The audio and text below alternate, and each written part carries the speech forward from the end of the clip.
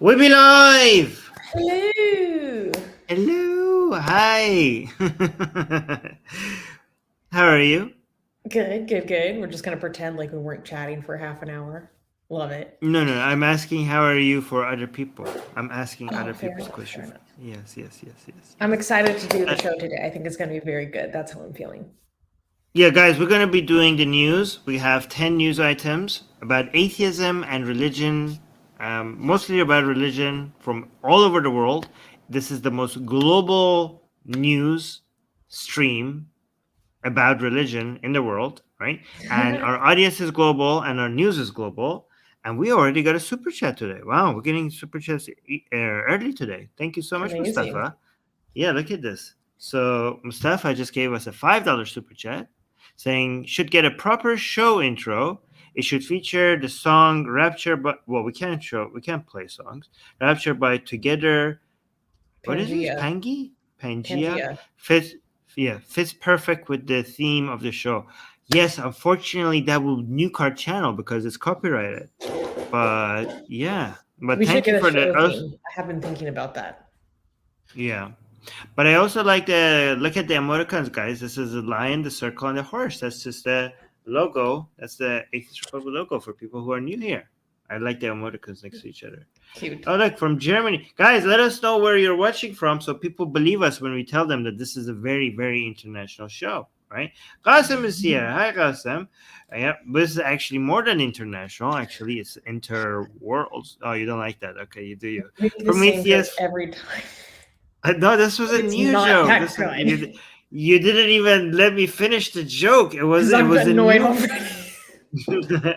Okay, it's Prometheus from Elysium. Thank you. Well, we have divinity here at our show as well, not just people.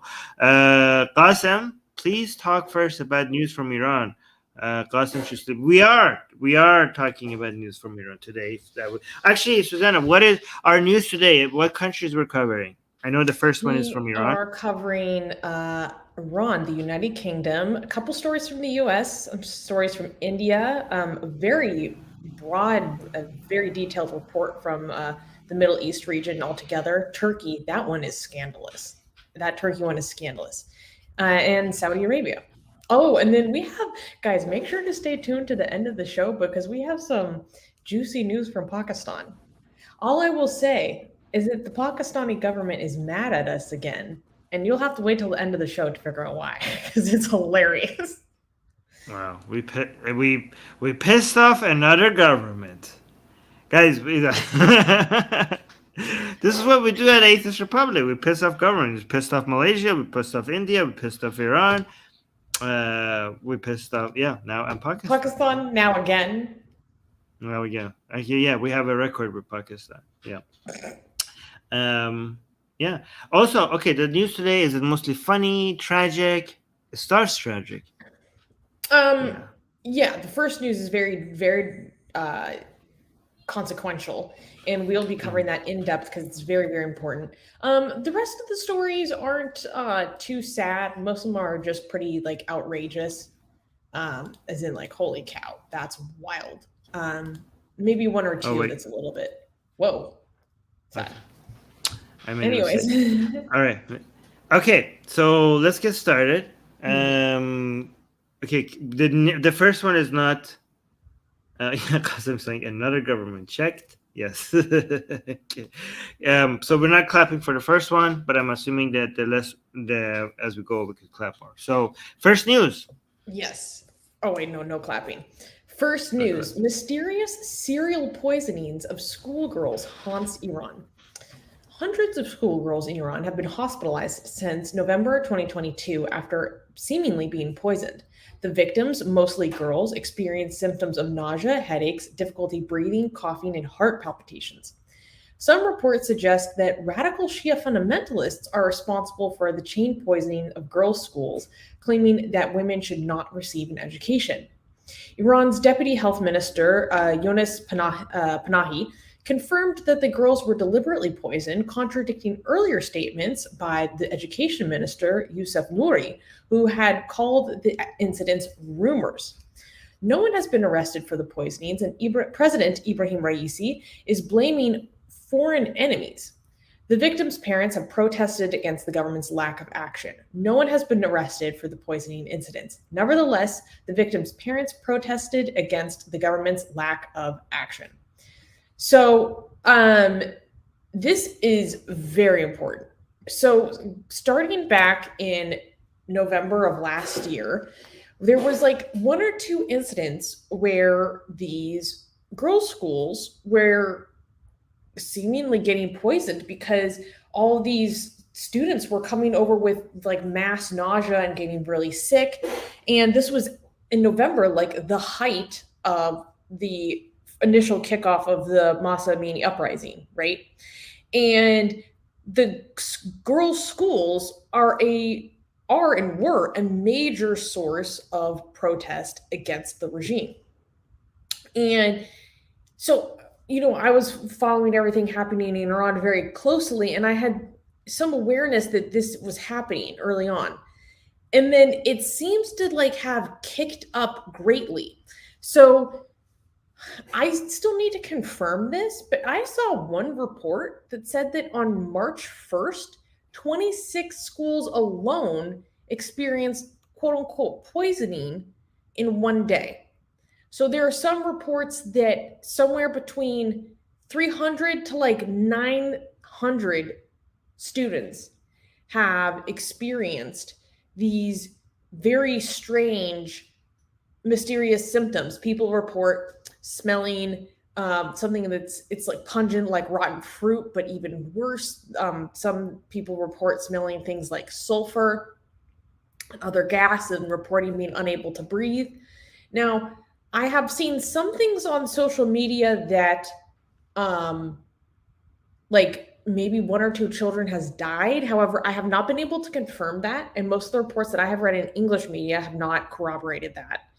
And I have read some reports that say that for most of the girls, they recover within about a day. But I mean, there's so much we can get into about the reaction and the fallout from this. But before we dive into that, Armin, tell me what you know. Tell me your reaction. And I think there's probably a lot more information available to you in Persian news media than there is in English. Well, I mean, people are going crazy. This is going viral everywhere, and this has become now the main headline news and is capturing everyone's imagination. And there's so many different theories going on. But again, the prevailing one, the one that is most people are talking about, is that this is either the regime itself or it's radicals who have sympathizers within the regime. And the reason why they say that this cannot be happening either by the regime itself or with the help of sympathizers within the regime, even though if it's not the entirety of the regime, is because nobody's being investigated, nobody's being arrested. And also even the newspaper, even some government officials are suggesting that this is too sophisticated of an attack. Some government officials are claiming that this is not even happening. This is just mass hysteria. But then we have government officials confirming, some other government officials confirming that this is happening. This is actually poison gas. This is a deliberate attack. So the government's own narrative is like all over the place. We have from their own government, we have theories such as there is no gas attack. This is mass hysteria. We have there is a gas attack and it's foreigners. Like Racy just said, there is a gas attack, and it's the anti-regime people within the country, okay? And there is a gas attack, there's a poisonous gas attack, and it's some radical Islamic groups, and we will find them and arrest them. And there is a gas attack, and it's coming from inside the house, from the regime. It's the regime claiming some people, it's like, okay, so the regime itself has like a spectrum of claims, an official spectrum of claims that is happening.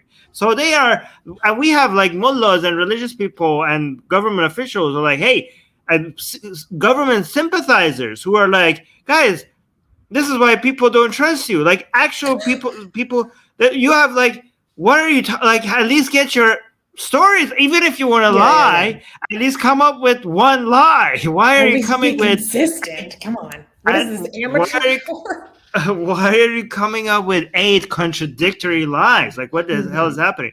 Okay, but whatever is happening, it's insane, right? I mean, I don't know what explains this, but they're taking schoolgirls, and now it's at least one boys school as well, but it's mostly schoolgirls that are being taken to hospitals from many different cities in Iran, and in many different schools. It's like, it's insane. It's insane. I really want to see what the evidence takes us, but the prevailing narrative right now is that this is revenge. This is revenge because the revolution, the Mahsa Amini revolution that is happening in Iran was led by schoolgirls. Okay, this was a schoolgirl-led revolution, right? So now that the protests are dying down a little bit, I think some people, either the government, what they're saying is the government, or government sympathizers or radical people are like, it's payback time. And they are going after the main symbol of this revolution, which is schoolgirls. So this is right now the most accepted narrative. Okay, we will continue to monitor and update you if other and see where the evidence takes us. But this is right now what most people are saying is happening, right? Yeah. But it's insane. I don't. It's whatever. It's not. It's not what happens in a normal country. Okay, and the parents are losing their mind justifiably, and they are scared about what's going to happen to their children. Like, every parent is now on edge, especially if their kids are girls, and they are going out there after the government, and they're getting attacked. We have videos that we can show of people attacking the parents of children who were concerned about their kids. We have stories of schoolgirls trying to get out of the school because they say, like, our school was just gas attacked, and they're not keeping them in. They're not letting them out. Like, what? And also, people are saying they don't let the test results to come out. Like, so, the girls go and some of them get into the hospital, but they're like trying to censor the information, trying to not get any of the blood tests or anything to get out. So it's insane. But anyway, there was a lot of claims about this as being nothing burger by a whole bunch of pro-government news agencies. But now we have actual government newspapers saying that the gas being used, they're now actually talking about, because we were like, okay, what gas is this, right? Somebody in the live chat also asked that, right? Do we know what gas it is? And we were like, yeah, can we tell us what gas it is? But apparently, at first, we were hearing different news. Like, this school, it smelled like, I don't know, rotten eggs. And another school, it smelled like, I don't know, rotten fish. So experts are saying, okay, rotten eggs means this, rotten fish means this, like, so different gas. And now the paper of the government, an official paper by the government, says this gas is too advanced to be used by just random lone wolf like individuals, because the gas is a mixed gas. Like, it's not one gas. It's like a mix of multiple kind of gas, which is not something that an individual would have access to. So it seems like an advanced attack on schoolgirls. So some people are saying, given that this is so advanced, then it must be something to do with the government. And they're saying, like, if this was like a non-hijabi person protesting, the government would have been figured this out like this. Like, you see, like, yes. So they're saying the government is very efficient at getting people who are just protesting. But now we have gas attacks on schools all over the country. Why is the government not have a single person arrested? So they're like, either you guys are just going on for months. Yeah, for months. Either you guys are just so incompetent, or you are the ones who are doing this. Like, which one is it? So that's the stories that are being told. Yeah. Yeah, Dia is saying there are too many locations. I think it has to be a group versus a lone wolf. There's no way that this can be done in isolation. Yeah, well, we don't know. I just want to be very. You're right. You're right. I just want to be very, very careful about this, okay? Because this is just so crazy. I just want to tell you what the main prevailing narratives are. Yeah. I just want to be very responsible about how we talk about this, okay? This is the main prevailing narrative. We will continue updating you as more evidence comes out. True. Right? What did you think about the most prominent Sunni cleric in Iran, Sheikh Abdul Hamid, coming out and explicitly blaming the Islamic Republic government itself? Because he had some strong words. I don't think we should show his whole speech, but I watched it and I was like, damn. Well, Susie, he has very strong words every Friday. True, that is true. So I don't know if this is something new. No, but this particularly caught my attention. He's been keeping it spicy on Fridays. Let's just say it that way. Yeah, he seems to be untouchable. He seems to be so powerful because if this was any other guy, he would have been like by now. We got another super chat by Secular Sakai. Oh, Secular Sakai, $2 super chat. Thank you. And Secular Sakai saying the Islamic Republic is absolutely vile. That is one thing we can say for certain. Yeah, but think about this. Schoolgirls, what is I think they're not asking. It's not the whole, are we the baddies? Or we're the baddies and we are proud of it. It's like schoolgirls, guys. Schoolgirls. They're gassing schoolgirls, apparently. So, yeah, this is not a normal country. This is not what happens in normal gas countries. Don't experience this. Comment from Gossam Chat is killing me. Juicy weekends with Abdul Hamid. Yeah. Oh my God. Yeah. I will be very interested to see if there's any actual investigation that is done into this, because so far the government's response has been completely lacking. And a lot of people, Armin, what do you think about people coming out and already explicitly blaming the regime itself? They're saying the Islamic Republic did this. Okay. I would say that whatever the explanation is, the Islamic Republic is always to blame. Okay? But before I say that, I want to appreciate Andrew Young for saying, hey guys, your work is so important. I'm broke, but here's some emotional support. Well, we appreciate the emotional support and we need the emotional support. Okay? It's okay. Guys, you don't need to support us financially. If you just like and leave comments, that is plenty of support. And also, if it's added with some emotional support, it warms our hearts. So it's very good. You don't need to give us. Yeah, that's fantastic. That's all the support. That's not all the support we need, but it helps. To be honest. Okay, so here's the thing. The main narratives are either the government is doing this itself, including coming from Khamenei himself, because this guy has been, the people are saying that, the guy has a history of being vengeful, okay? He goes after people and symbols that have crossed him. So they're it wouldn't be out of character for Khamenei to do something like this because he's so either that or rogue actors from within the government, okay, right? So rogue actors within the government, which will again makes it still part of the government, right? Or people who are sympathetic to the government, which still makes it based on an Islamic anti-woman's education attitude that is been perpetuated from Khomeini from the start of the revolution to begin with, right?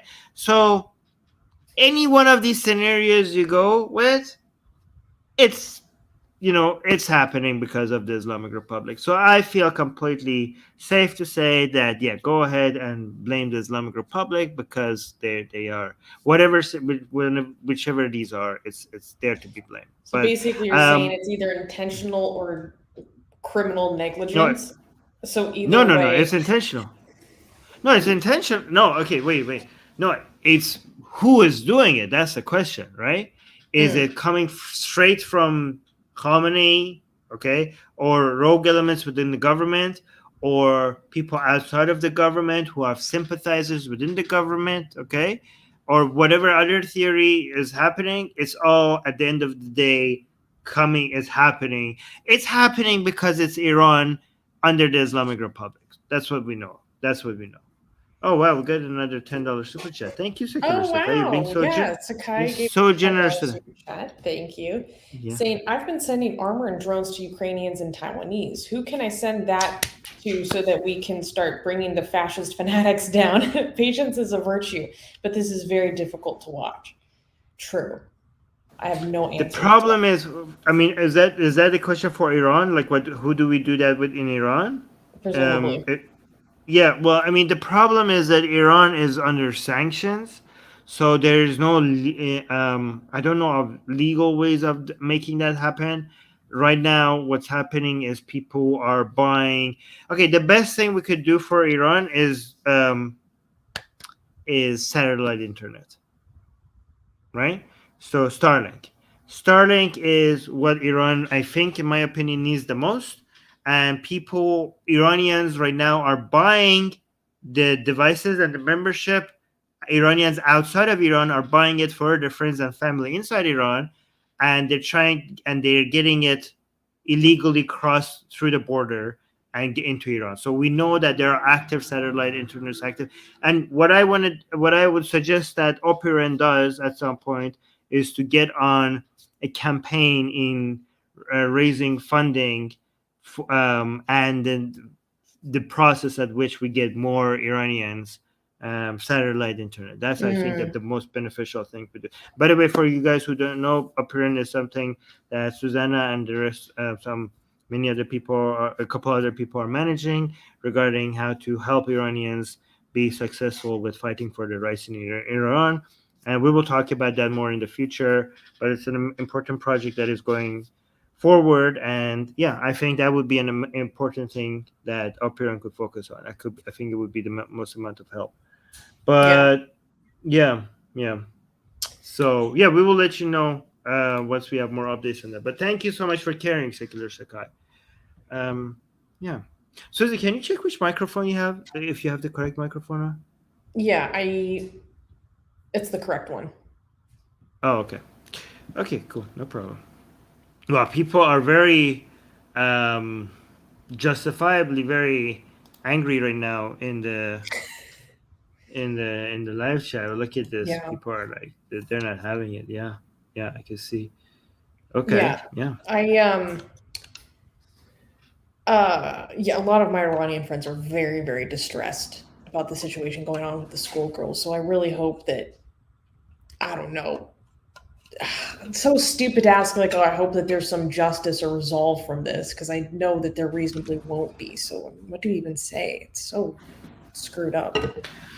Well, a lot of people are asking the Iranian people, like a lot of Iranian people inside Iran are asking other Iranian people inside Iran that what else do you need to get out, right?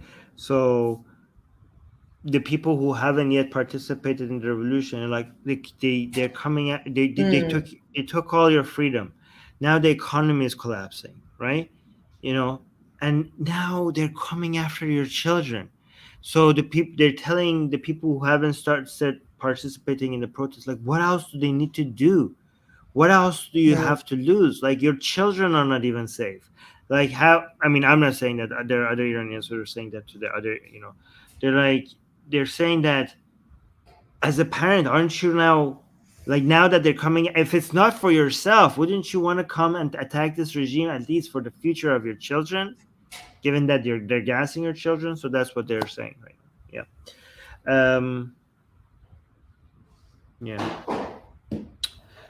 Oh, by the way, Secular Sakai is asking a question about Opiren, saying, was the Opiren issue where the amount of display cleared on the first every month get fixed? That's a donor box thing. They have to put their own engineers on it. That's not something I can fix. So if they fixed it yet, I don't know. Talk to their engineers. All right, so I hope we could clap for the next news. This is outrageous. This is freaking crazy. Okay, well, all right. Is it in a good way or in a bad way? Oh no, we can't clap for this. Or can we? No, let's not clap. Because we're going to be talking about some BS. We're going to be calling out the BS. Okay. So I'm going to clap because we call out BS. Event itself. Yes. Okay. All right. So let's just clap because we're calling out BS. Next news. Autistic teen suspended and threatened with death after dropping the Quran. An autistic student in England was suspended from school and received death threats for allegedly desecrating a Quran. The incident began when the student lost a wager with friends and was told to purchase a Quran, which he bought and then brought to school and gave to another student who recited a passage while on their playground. It was also revealed that an unrelated boy knocked the Quran out of the student's hands, causing it to fall on the floor and get slightly smudged with dirt. Afterward, the autistic student picked up the Quran and placed it in his bag. Rumors quickly spread that the Quran was thrown, spat on, and burned, but an independent Muslim counselor refuted these claims. 4 students were suspended, and a meeting was held to discuss the incident and soothe the Muslim community. The student's mother apologized on his behalf and revealed that he had been receiving numerous death threats. Humanists UK condemned the decision to suspend the students involved in the incident, saying it was, quote unquote, horrendous for the school to be pressured into excessive disciplinary action by a religious group. So there's so much to unpack here. This is wild. Armin, in the news article, there is a small video that's hosted on Twitter that I would like us to show. It's a portion of the meeting that was held at school. It's a little bit further down. There we go. As all that I hear in our community, we face an issue of safeguarding a child who is autistic. He has received a number of death threats and threats to beat him up, etc. And again, as Hafiz Madeen said, passions do flare, and sometimes we let them out in the wrong manner. Now, mother has had to inform the police and say, look, my son's had X, Y, and Z threats. However, to her credit, she understands the situation and has advised the police that she does not want any of these children to be prosecuted, and she only asks that her son is not harmed. This is wild. So this got to the point, Armin, that the local police were called to investigate a hate incident. What the hell, man? Because this boy dropped and slightly smudged a Quran. I can show you a picture of the quote unquote damaged Quran. When the pages are all stacked together, you see that it has a little bit of scuffing on it, and there's a tiniest tear on one corner of the cover. And the police were going to get involved with these children. And there was this commentator that I've been reading in England, and he was talking about when he was growing up going to Catholic school, they would graffiti and plagiarize their own Bibles in the middle of Catholic school. Nothing would happen to them. There would hardly be any disciplinary, if any. But the police are getting involved with these children. And I want to read something that was reported in the Jerusalem Post, because they freaking roasted this whole situation. And so there was this kind of all hands on deck meeting that was held at a local mosque to dissect this incident, right? And this is their reporting on what was talked about in that meeting. How were the proportions of blame distributed? While the Imam acknowledged that it is wrong to respond to direct disrespect of the Quran with threats of physical violence, he nevertheless focused much of his attention elsewhere. He spoke of how Muslims shouldn't engage in such threats because of how the non-Muslim public will respond to them, how it is wrong to disrespect the Quran, and how the feelings of offended Muslims are valid, and how important it is that non-Muslims understand that Muslims will never tolerate disrespect of the Quran. Quote, somehow the Muslims turn into perpetuators due to the way in which we react, Imam Anwar said. Quote, the feelings that we feel are not wrong. It's just the way in which we express them, which is taken negatively. And the whole table is turned, and the focus from the disrespect element is shifted to the Muslims reacting negatively.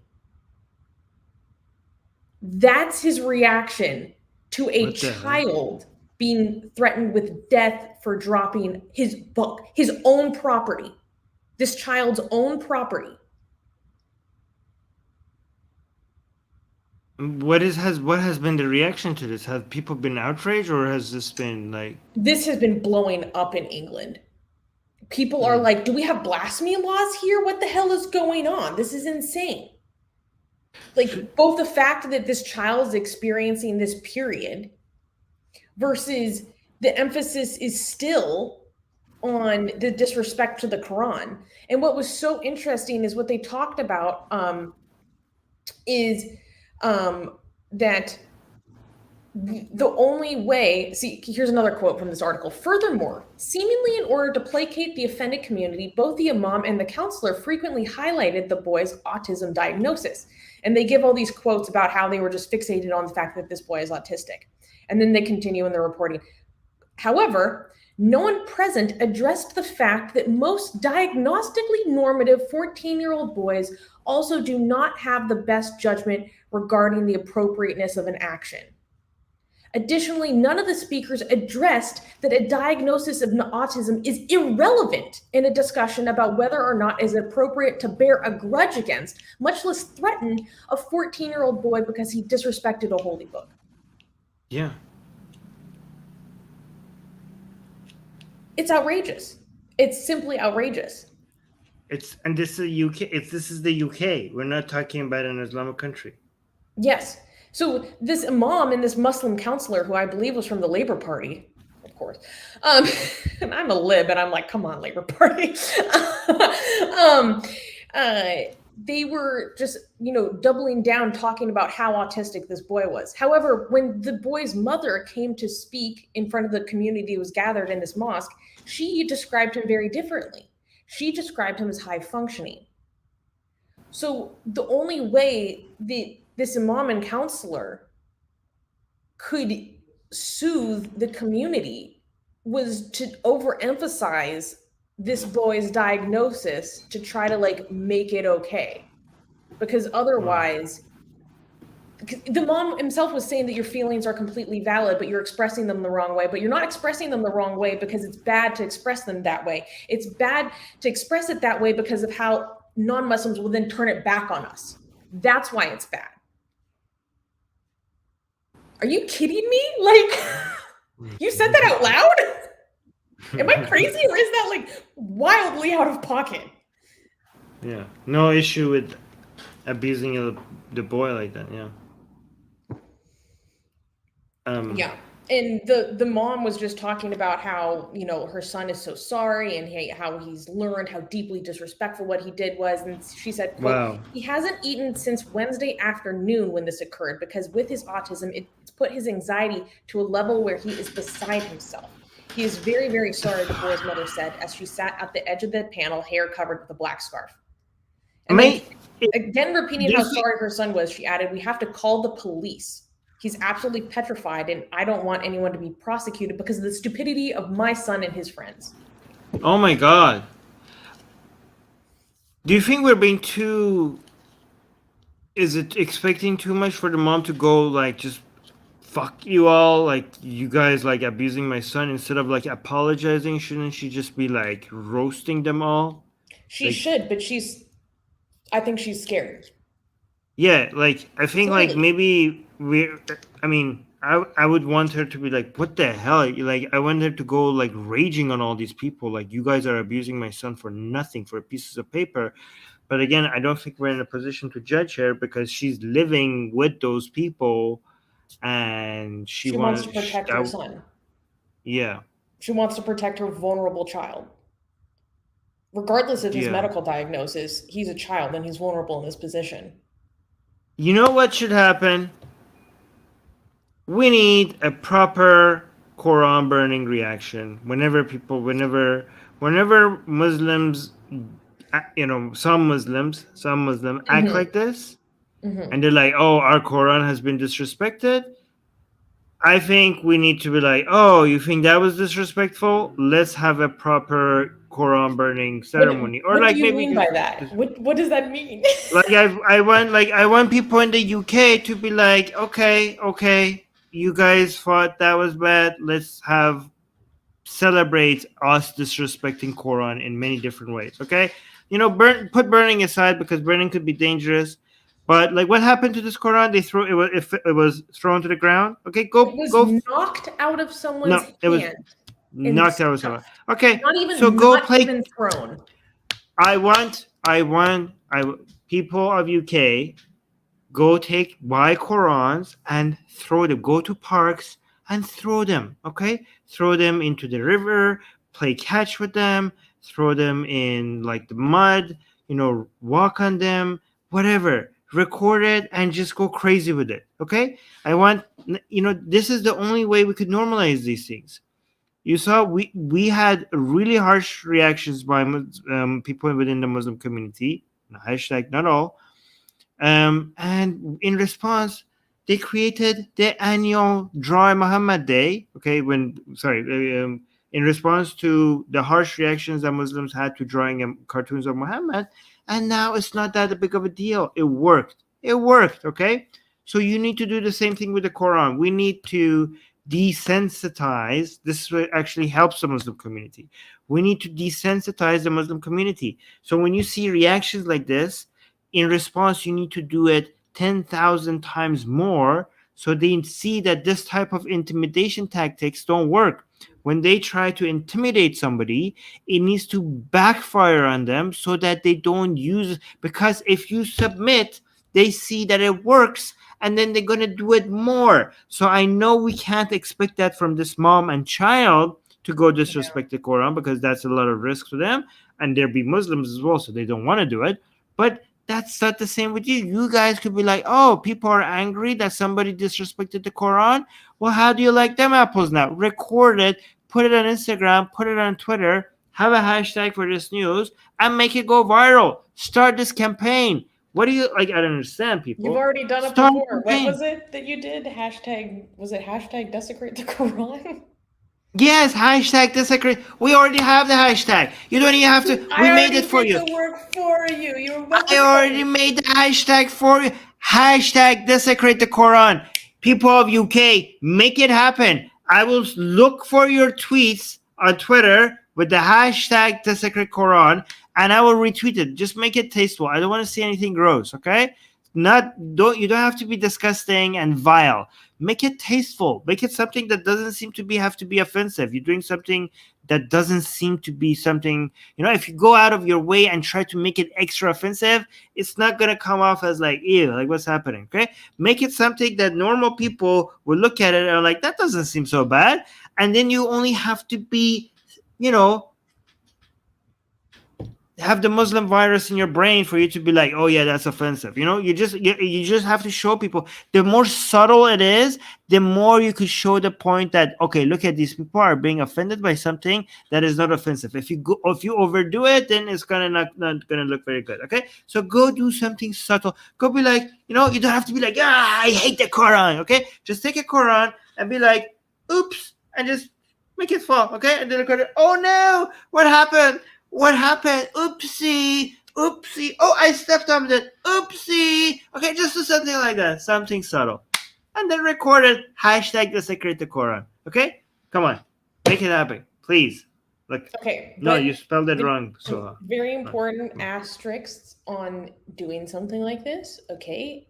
Always consider your safety. We always consider the people to be responsible for their own safety. Please consider the law in your country, because this is highly illegal and or punishable by death in many countries.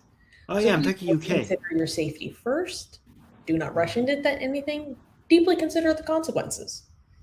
Yes. I got so worked up over the beheading of Samuel Paty, I started doing it on live stream the next week. I was like, screw it. If someone's being beheaded in the middle of freaking Paris over this, I'm going to do this live. But I did that recognizing the consequences in my life, Right. By the way, we do have 2 members. Prometheus became a member. Okay, that's welcome great. to Satan's Minions. Yes, welcome. And Danish. Danish also became a YouTube member. Welcome. Danish and Prometheus from Elysium and Planet Earth. Okay, so. Wait, there was something else I wanted to say about the Quran desecrating. Oh yeah, by the way, when Armin says about doing it tastefully, like please consider that, because I've not talked to you about this, Armin. People have sent me DMs of them like with their punanis just on the Quran, the eggplant just on the Quran. I'm talking sexual fluids on the Quran, scribbled, sent straight to my inbox. Please do not do that. I will block you immediately. I don't care if you're an ex-Muslim and we're on the same level in that case. That's disgusting. I did not ask to be sent that. Don't do it. That's a violation. Don't stop. It was so gross. And then they're like, contact me through another account. They're like, why did you block me? I'm like, I didn't ask to see what you produce. You sent me dick pics and you're asking me why you blocked me? What the hell? I'm surprised you didn't report them. Like you just, okay, well. Wild. This is the job hazards of what I do. Yeah. Oh my god. Okay. Oh, I was just being blasphemous. I thought you would like it. Yeah. Literally though.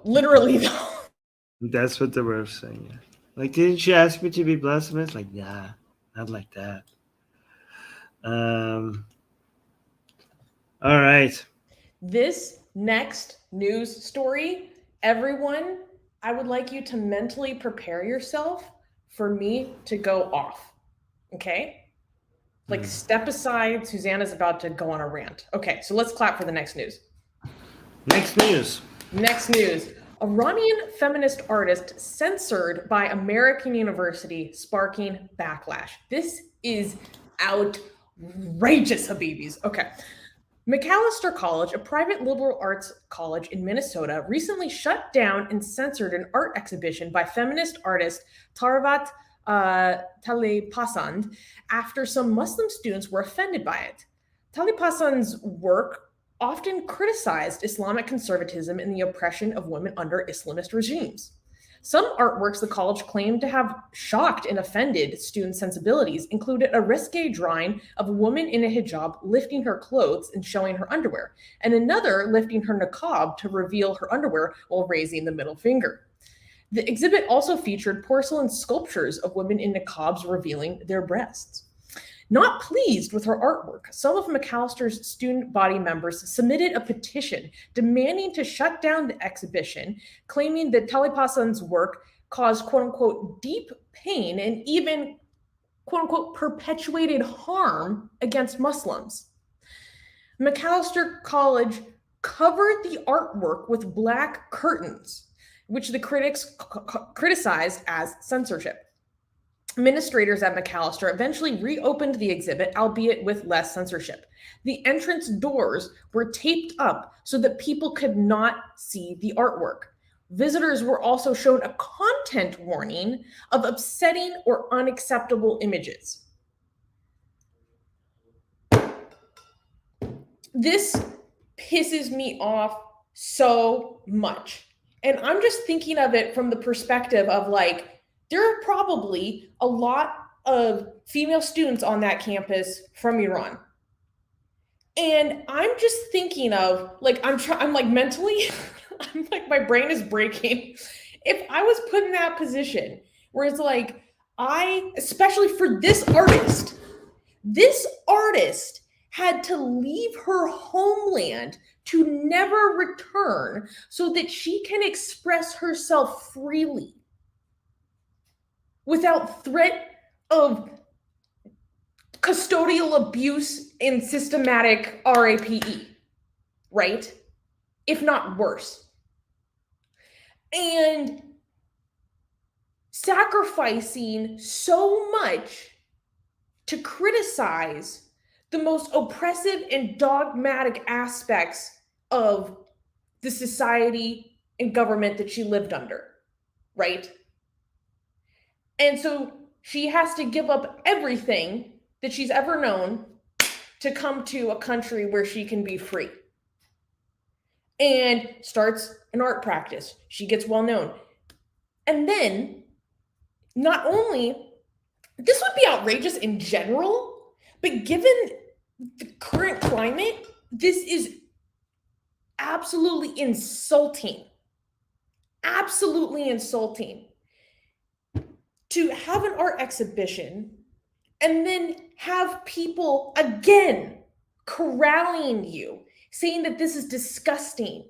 This is perpetuating harm against me. This is offensive. It's so offensive that we need to shut you down. That we are going to silence you. We are going to make sure that you are not seen.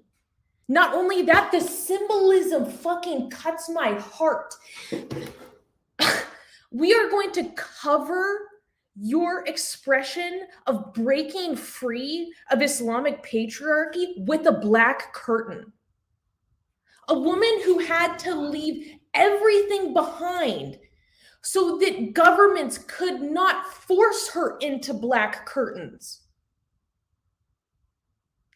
is now being forced behind black curtains because of some dumbass sensitivity training that's saying this is so offensive and this is perpetuating harm against a minority community, instead of embracing the fact that she's being incredibly transgressive. Imagine for a moment if there was a woman that came from a Catholic background, like myself, and wanted to make art that was exactly the same, just nuns instead of women in a niqab. And people started shutting it down, saying, no, this needs to be behind a curtain. This needs to be covered up. People would be outraged. This is such an imposition over a woman who's a feminist taking back her autonomy. If this was in a Christian context, this would have never happened. Never. There wouldn't be warnings on it that someone might find upsetting or unacceptable images. Never. Never. But because of where she comes from, in our backwards progressive, the way that we're so turned up and have our heads on the wrong ways when it comes to these issues, we are betraying the people who are really being liberal and pushing for liberation within their societies. Because she comes from a different country in a different context and she looks a little bit different, well, that's how they are in their culture. And she's being offensive to their culture. It's disgusting. It's so disgusting. And it makes me so angry. And then to add insult to injury, as if there wasn't enough already. This is so ironic. This is so ironic and upsetting.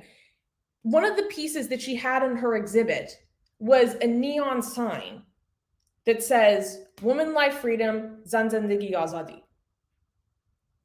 And now this expression that is the motto, that is the driving force for freedom for the entirety of Iranian society, is now also being shrouded behind a black curtain and told that there needs to be viewer discretion advised. It breaks my brain. Okay. So now that I got that out of my system, Armin, what is your reaction? Mm-hmm. I just want to point out how, well, you said all the negative. I want to say something positive. I think a lot of these progressives are going to be so confused because they're looking at countries, for example, in the Middle East and their culture and them needing to be accepting of other people's cultures, minorities' culture, right? And now what we're having is a wave of Iranians. We already had a lot of Iranians in North America and Europe, and there's more coming. And their culture,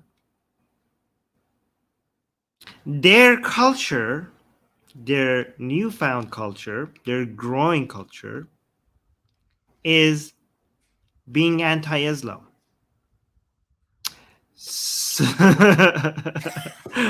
So this is what do you do? This is Iran is right now the most anti-Islamic country in the world. Again, let me repeat that. Iran is right now not anti-Muslim, okay? Not like China and India, okay? Iran is right now the most anti-Islamic country in the world, and they have turned that not into just an attitude, but it's a culture now, right? And Iranians, either refugees, working immigrants, student immigrants, permanent residents, and new citizens, they are going to come, and these progressives are going to be like, what the hell is this? Okay, because this is not what I've been told. Yes, respecting immigrant culture means like, we respect things like Islam. But now this immigrant culture is anti-Islam. So what do we do now?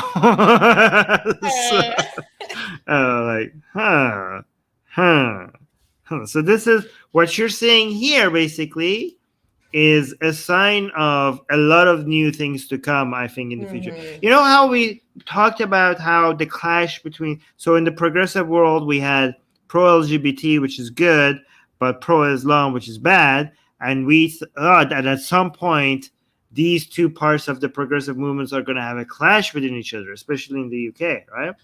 And it happened, all right? So here's now another prediction. There's going to be a clash between progressives who are like, okay, whose side do we pick on this? Like, what do we do, right? So we'll see. We have 2 super chats that we need to highlight. Thank you for everybody who's super. Well, there's so many things I wanted. So many good comments. Go ahead with the super chats, though. Bitter Truth gave us $5. Thank you so much, Bitter Truth. Thank you. Let's have ex-Muslims interviewed why they left Islam. Well, you should go check out the Secular Jihadist channel. Armin has done years worth of those kinds of interviews. Definitely go check out the Secular Jihadist podcast. Yes. Oh yeah, this is these response to that's called art burqa. Yeah. So yeah, it does actually look like an art burqa. Wait, did I start this? Okay, it's other super chat. Here's another super chat. Oh, Numan, thank you for the super chat. He's saying, does anyone have plans for Atheist Day this month? We will be announcing those soon. So stay tuned. Thank you. Yeah. Well, thank you for reminding everybody about March 23rd, which is Atheist Day. Man, so many good comments. So Danish is saying, yeah, this has got to be the feeling of a lot of Iranians. Can we send these people to Iran for just a week? I don't know if they will hate it. They're gonna go and they're gonna be treated like they're gonna be given the hijab. They're not gonna have the experience that a lot of people have suffering in Iran. Okay, unless they get kidnapped by the government and hold for ransom. But usually foreigners go to Iran and they have an okay time and they come out with a misunderstanding of what it's like to be Iranian. Yeah. D is saying, if I see a warning sticker, I want to see it more. Yeah, exactly. Me too. That's a sign of being a rebel. And here's the last comment. Can you read that? Just. Hey, your emoticon is that wrong? Yeah, I'll put you down there. Not emoticon. There we go. All right. Mustafa is saying, I doubt there is a lot of Persian students. Somali students, on the other hand, are more indoctrinated in Islam than Persian students. I can say that as an Eastern African American. Well, I don't know. Wait, you mean I doubt there's a lot of Persian students that are Muslim? I don't understand what you're saying here. No, so I was saying if I was a Persian student on that campus, what my experience would be. And he was saying, I don't think that there are a lot of Persian students there, but there's at least one. But then, but he was raising a good point because this happened in Minnesota, which does have a very large Somali population. And Minnesota is also the state where we had the incident in Hamline University, where that adjunct art professor was fired for showing a medieval painting of the Prophet Muhammad that is largely regarded as an Islamic masterpiece in the context of an art history course, and she was fired for offending students. So that also happened in Minnesota. So Minnesota is dealing with this contention right now. Right. So, by the way, before we go to lectures, so I just want to when we go, instead of like doing this, which I don't know why I also have changed my avatar to here. Instead of going like this, we should go. Okay. So you become the other person becomes full screen. No problem. Yeah, which I'm actually going to do on the next news because I need to do a washroom break. But the next news, is it a clap-worthy? Yes, this is. This is Okay, maybe good. the best news this week. Wait. Oh, really? Hold on. Let me actually grab the article because in case we need to show that as well. Oh my God, is that Dr. Ambedkar? Yes. Yes, my favorite doctor. All right. Baba, next news. Baba Saheb, it's time. We're making you proud. Okay. Next news. First of its kind caste discrimination ban in Seattle is historic in the US. Seattle has become the first city in the United States to explicitly ban caste discrimination. The legislation was introduced by Kasama Sawant, Seattle's only socialist and Indian American council member. The new policy will ban discrimination based on caste in employment, public housing, and education. Under the law, those who experience discrimination based on caste can file a case against those who discriminated against them. The Seattle Office for Civil Rights will enforce the law and handle complaints related to caste discrimination. The measure applies to all forms of caste discrimination, crossing religious and national boundaries. Several activists and human rights groups cheered when the Seattle City Council unanimously passed the new measure. However, not everyone was convinced that the policy was necessary. Among them was Sarah Nelson of the Democratic Party, who warned that the measure could hurt South Asians and generate more discrimination against them. She also described the new ordinance as a quote-unquote reckless, harmful solution to a problem for which we have no data or research. So,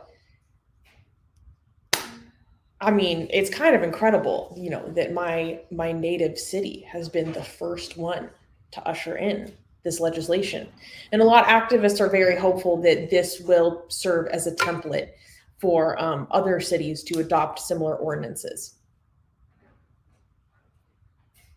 This sounds good. I like it. Okay. Mm-hmm. But I don't understand the science people are holding.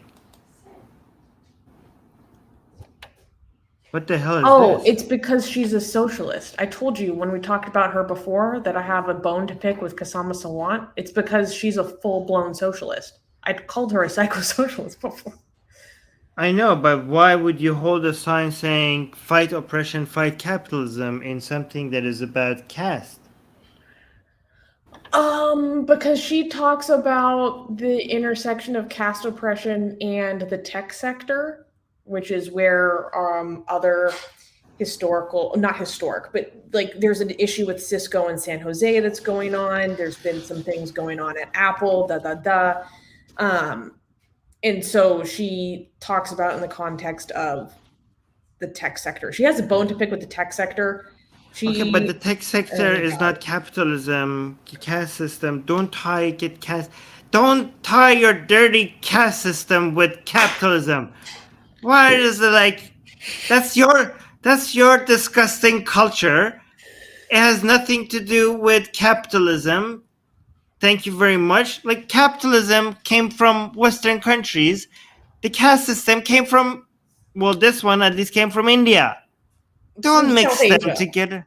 South Asia. Don't mix them together. That's your dirty stuff.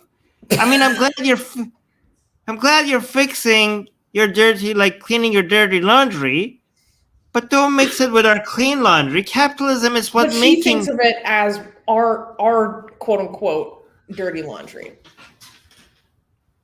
If you're going to be collectivist, This is what the whole point. Do you know why? Do you know why you live in a country where you could fight caste system more effectively than in India? Because it's a capitalist country. Because it's a capitalist country. Oh. I'm sorry.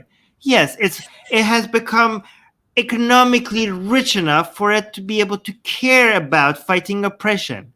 The reason why oppression is a bigger deal in India is because you're poor.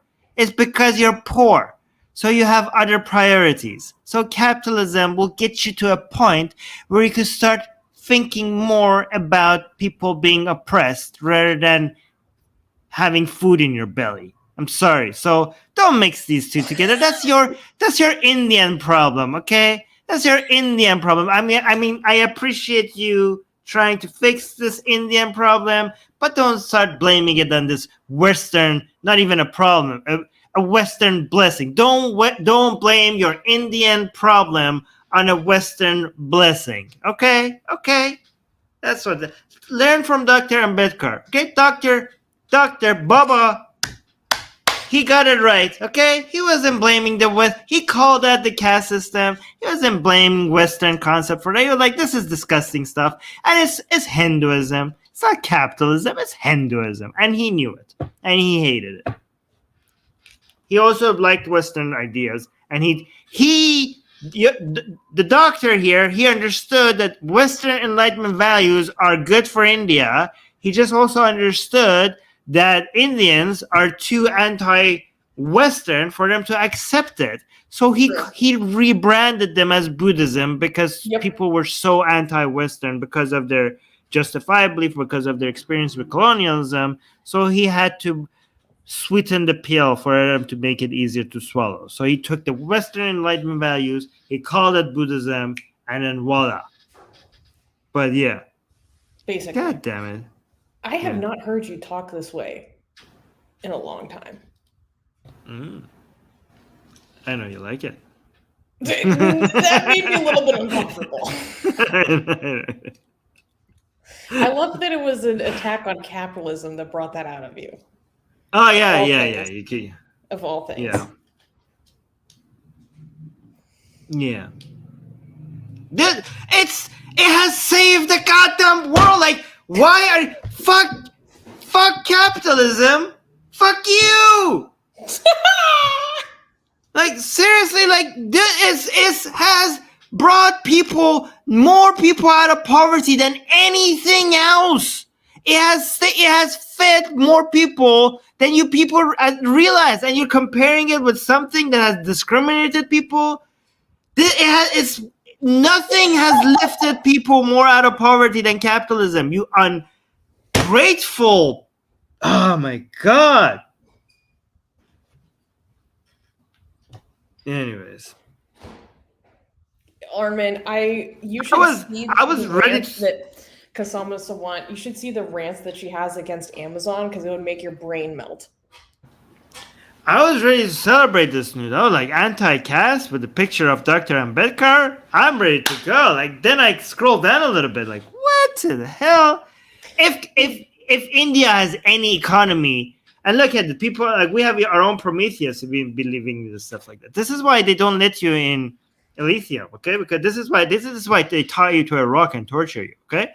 Because seriously. The India's economy was in the toilet when they were trying to do command economics, control everything from the top down. They have to literally come save India's economy with capitalism before it was lifted into something that could be like. This is why you're so behind India. This is why China is eating your lunch, okay? Because they opened their markets and you didn't. You guys were like trying to micromanage everything, and they're like, fuck capitalism. Yeah, well, you're fucking Indian people.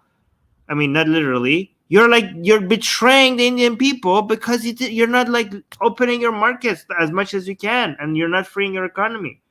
This is the only reason why, this government, as fascist as it is, at least economically, is trying to make it more free. Yeah. Anyways.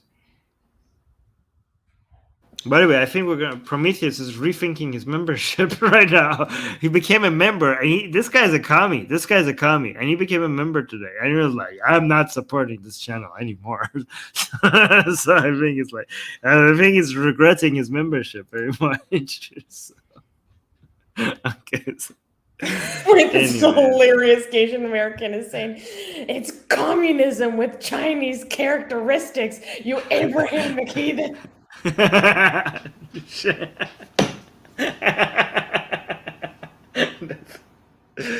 Oh my god. Way to ruin a good news.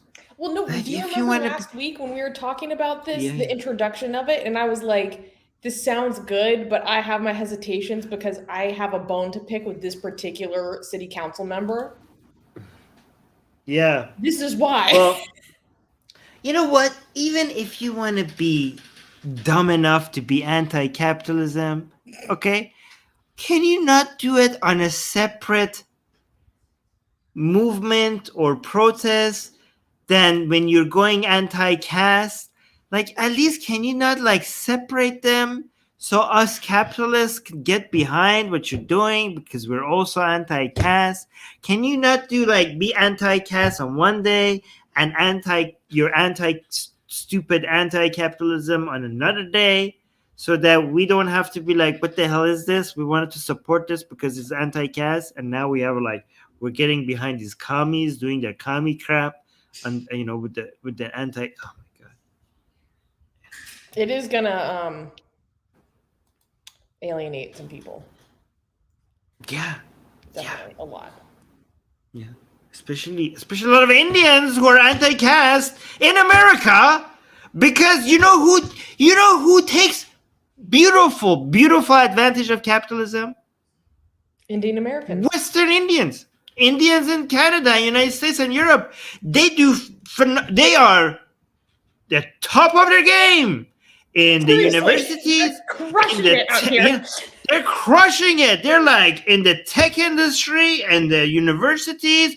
They're out competing everybody. So you know who knows how to do capitalism if you don't tie their hands? Indians. Indians know how to do capitalism right.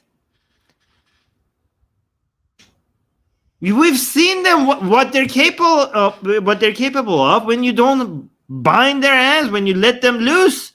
They crush it. They're crushing it. They're crushing it more in Europe and North America than they do in India, because India doesn't provide the same environment for them that as much as North America, you know. So they have the potential. Just let them loose. And you're alienating the Indians who might also be anti-caste, because most Indians are okay with capitalism, as I have seen. Oh yeah, Secular Sekai just gave us a super chat saying, gonna gift memberships, and everybody turn giftings on. Oh yeah, guys, if you want to receive gifts as membership gifts, because sometimes people buy gifts, the only way you receive it is you turn on the options for you to receive membership gifts. But yeah, so thank you so much for the super chat and also the membership gift, Secular Sekai. Oh, wait, hold on. We had Asian American is using his 14th month membership celebration to ask, is there a Dalit CEO?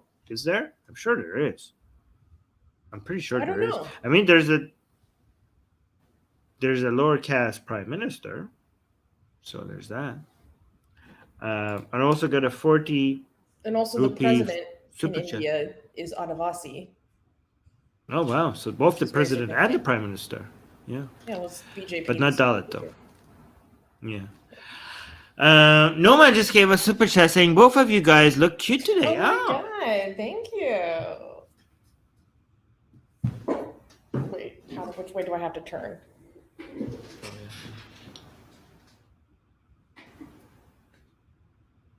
Give you a very Charlie's Angels look right now. Thank you.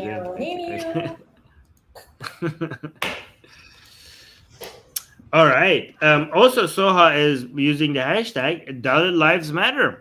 Exactly. Perfect. Oh, people are loving that. Feel like, oh. All right. Thank you, guys. That's pretty sweet. All right, let's move on. I wasn't expecting to get angry over I thought this would Yeah, be that good was a news. lot. Yeah. Wait, guys. Okay, just to be clear, okay, I'm talking about people's culture, okay? When I was talking about bad culture, I wasn't generalizing, okay? Just in case some people might be thinking in the live chat that every country has bad culture and good culture, okay? When I go to a country and identify its bad culture, I just want to be very clear that I'm not talking about the entirety of that country. Um, Iran has horrible culture and good culture. India has horrible culture, like the caste system, and good culture. United States has horrible culture and good culture. Okay, So, for example, United States has republicanism, which is horrible, right?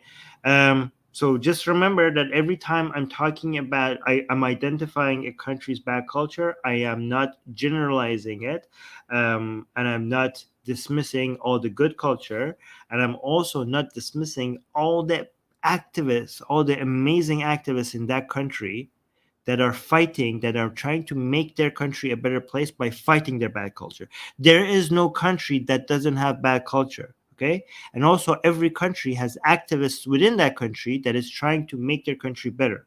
And you guys, the people who are dismissing the existence of bad culture within their country, are not doing their country a service. They're just trying to save the image of the country, but the cost is actual progress. The only way to progress for a country is to identify the problems with it, which is fine, right?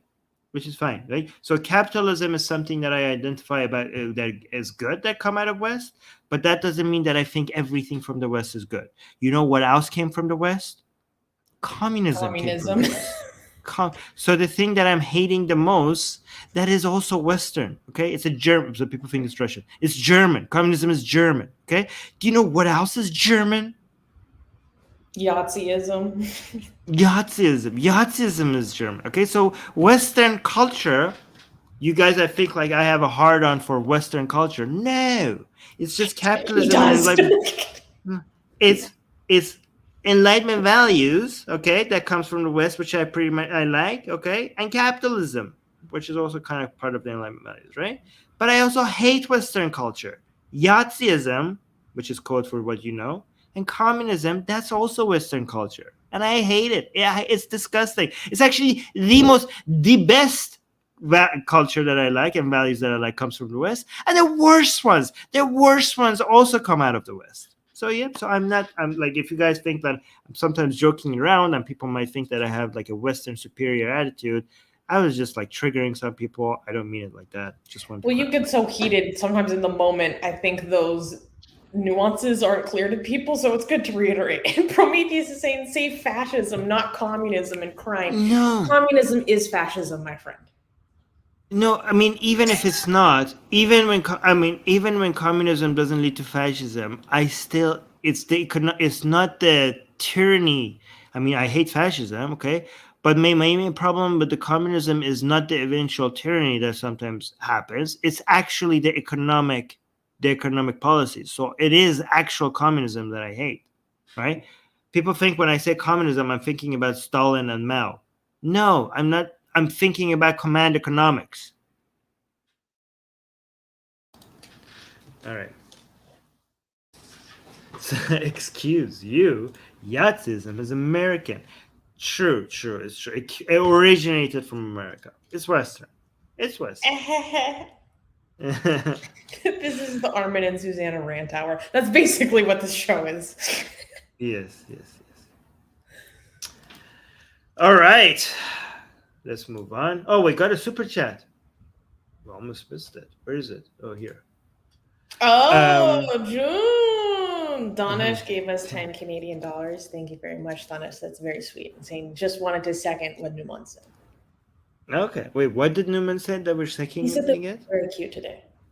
Oh, thank you. Oh, that's now more sweet. Thank you, thank you, thank you, boy. Thank you, guys. That's very sweet. All right. No man say more things so other people second it with super chats. Okay. All right.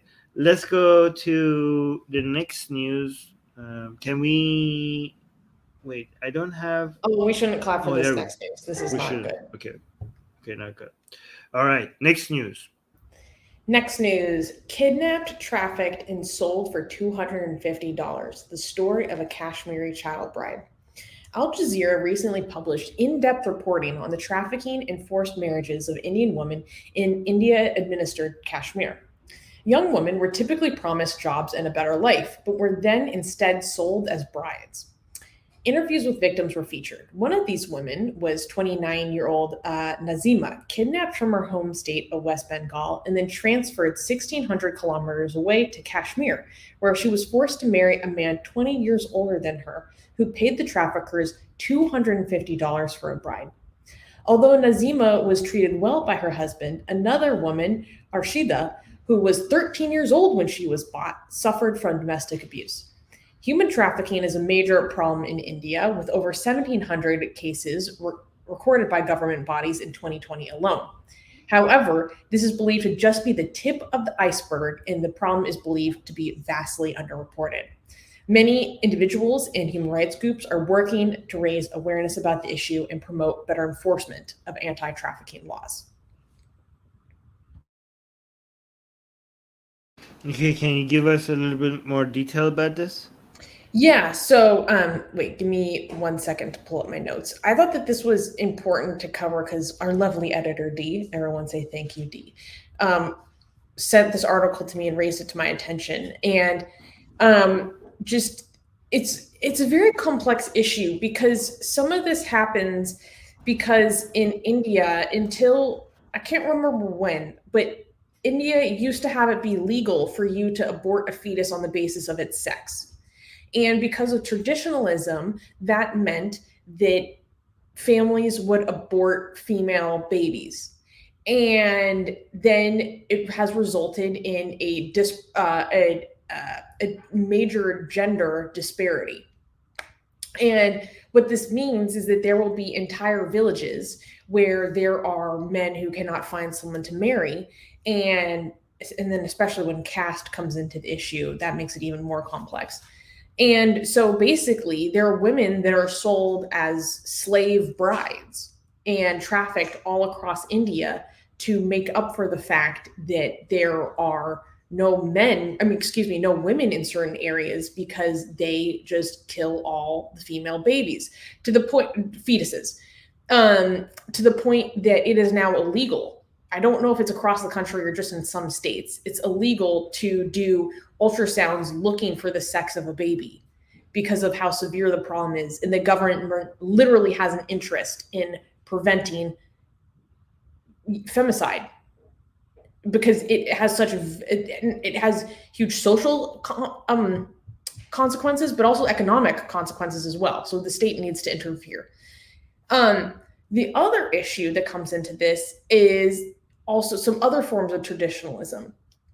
So, for example, a lot of men will marry someone who was trafficked to be a bride. They will buy their bride because if they were trying to have a marriage in the normal traditional way, they cannot afford the dowry, they cannot afford the meher, they cannot afford all of the costs that are associated with doing it the right way, or because of the expectations of the community and about how you're supposed to do your ceremony, your nikah, whatever.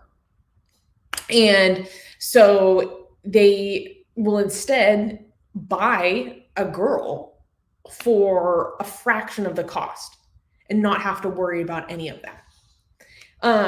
And it's really sad because a lot of these women are taken from West Bengal, actually. Apparently, West Bengal is a huge hub for human trafficking and transported all across the states. And apparently there's a lot going on in Kashmir. And then they're in this other state, and then they don't speak the language. And so they're abandoned and they have no ability to leave because they can't navigate the society that they're in because they don't speak Kashmiri at all. And sometimes they are children when this happens. Sometimes they're a little bit older, but a lot of them are tempted with saying, oh, we're going to help you go work for an NGO. We're going to help you go work for a nonprofit.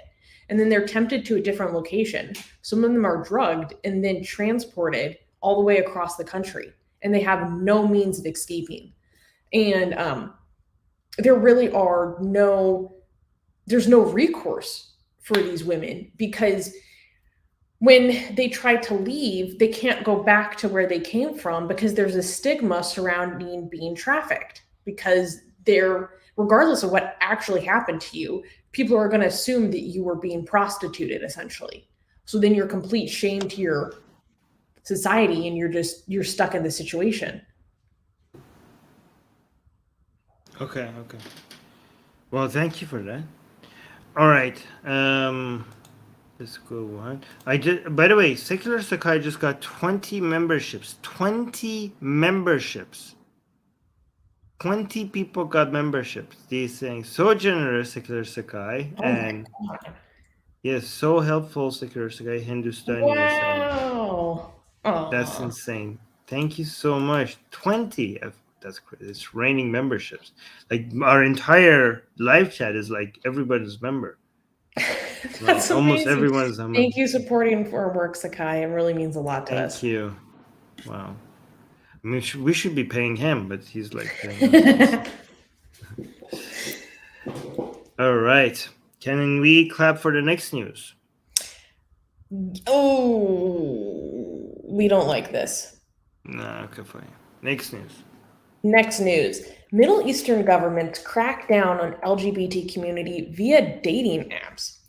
Human Rights Watch, or HRW for short, released a report detailing how governments and security agencies in the Middle East and North Africa, or MENA region, have been using social media and dating apps to target LGBT people, resulting in harassment, imprisonment, and public outing. One of the dozens of cases the report documented was that of Yazid, a 27-year-old gay man from Egypt. His ordeal started when Yazid went out to meet one of the officers pretending to be a gay man on Grindr. He narrated how authorities arrested and tortured him until he was forced to sign papers confessing that he was, quote unquote, practicing debauchery and then publicly outing himself. The report also highlighted the instances of private individuals and gangs extorting LGBT individuals. In Lebanon, for example, some people reported being extorted and told HRW how they were threatened with being outed to their families and the authorities if they failed to pay the extortionists a certain amount of money. The lack of effort by major tech companies to sufficiently invest in content moderation and protection in Arabic was also questioned by the report. HRW called on MENA governments to respect LGBT rights and for major tech companies to invest in their Arabic content moderation processes to help protect this particularly vulnerable population. So HRW just put out this extremely extensive report. Like, I read the executive summary, which itself took me probably at least 30 minutes to read. And then the estimation of how long it would take to read the full report was 6 hours long. So I wasn't able to read the whole report, but I did get some really good details. Get ChatGPT to summarize. Just get ChatGPT It was too long. It was too long. Okay. Is there a link to the report? I mean, partially because of my research background, and then also because I'm presenting this show, I really put a high value on going and reading the text myself. Anyways, so this is very, very enlightening. Now, we have known that this kind of thing happens in some countries, or you hear a story now and there, but this report really revealed how this is a really endemic, is that the word I'm looking for? It's a problem across the entire region. And basically, authorities are going out and they are entrapping LGBT people and then like nabbing them and sucking them into the system. And it is so bad that they will force people to give them their passcodes into their phones under duress or torture. And then they will go through all of their WhatsApp messages, all their Instagram, all their Facebook, sees everything, takes screenshots. Then they'll start screenshotting all the information of your friends. So then they can then go after it and entrap your entire network. And then they will prosecute you, and you'll probably experience custodial abuse while you're stuck in the system. And in some countries, if they don't have enough to go after you, what they will do is, while they have possession of your phone, they will go download gay dating apps, set up profiles, set up pictures, set up fake messages, They will falsify evidence so then they can go after you. And a lot of people have to flee their countries when they go for this. They have to move, they have to change their names, they have to delete all their social medias. For the people that go through this in Iraq, they are faced with threats from armed militia groups that go after them, or threatened that their personal information will be turned over to armed militia groups in Iraq. And what was shocking was then, in the cases where LGBT people are being extorted by private individuals, there are individuals or gangs that will go after LGBT people and basically engage them and collect enough evidence to say that you're gay. And they will say, either we are going to expose you to your family, where they will threaten your life, or we will expose you to the authorities and they will prosecute you if you don't give us money. And in 6 cases that HRW documented, when the people who are being extorted went to the authorities and said, I am being extorted, I'm reporting this crime to you, because extortion is a crime, the police arrested them instead. The police arrested them, prosecuted them, and criminalized them because they were engaged in debauchery, or whatever it wants to be called. And in all of those 6 cases that HRW documented, there was not one case where the actual extortionists were prosecuted or pursued by the authorities in any way. That's insane. So it's either the authorities are going after you and entrapping you, or they are systematically allowing people to entrap and extort you. Which countries are we talking? I know you said North America, North Africa, and the Middle East, but are there any specific countries that are worse? Yes, let me pull up. So this report talked about Egypt a lot, because we know that it is rough to be LGBT in Egypt. It's one of the roughest. Yeah. Okay, so the main countries that they cover, but the case of one of those cases, the most prominent case of extortion that I read about was in Lebanon, interestingly enough. Okay, so the countries that this is a very extensive report, covered was Egypt, Iraq, Jordan, Lebanon, and Tunisia. And then when people are on these dating apps or on Facebook, whatever, and they're being threatened because of their identity or because of their self-expression or perceived gender orientation, whatever, and they report these threats to the social media company or the dating app, they are told that this doesn't violate their policies and the content is not removed. What app, other than Grindr, what app are we talking about? So people... Facebook and Instagram were the primary ones that I remember being mentioned. Meta products, which is so ironic because we have such a ridiculously hard time dealing with Meta as Atheist Republic. Yes. We get dinged, our page gets flagged for homophobia on posts where we are condemning homophobia. But this is allowed just on the other side of the world. It's fine. It pisses me off so much. Well, it's because it's in another language, so they have less moderation on this. Yeah, so this report is like, you guys need to step up your moderation in a major way. Yeah. Anyways, let's move on from this one. Let me see. Is it get better from here? Does it get better here? Oh crap! This is crazy. This is a crazy story. Okay, even the So cover looks insane. we're only clapping because this is outrageous. Like, everyone prepare yourself for a giant WTF moment. Okay, all right. I'm bracing myself. All right, it's clappable. You said, right? Okay. I mean, because we're just gonna Jesus. we're gonna go off Okay. on them. That's why. Okay. All right. Next news. Next news: controversy in Turkey as religious body approves marriage to earthquake orphans. Yes. What?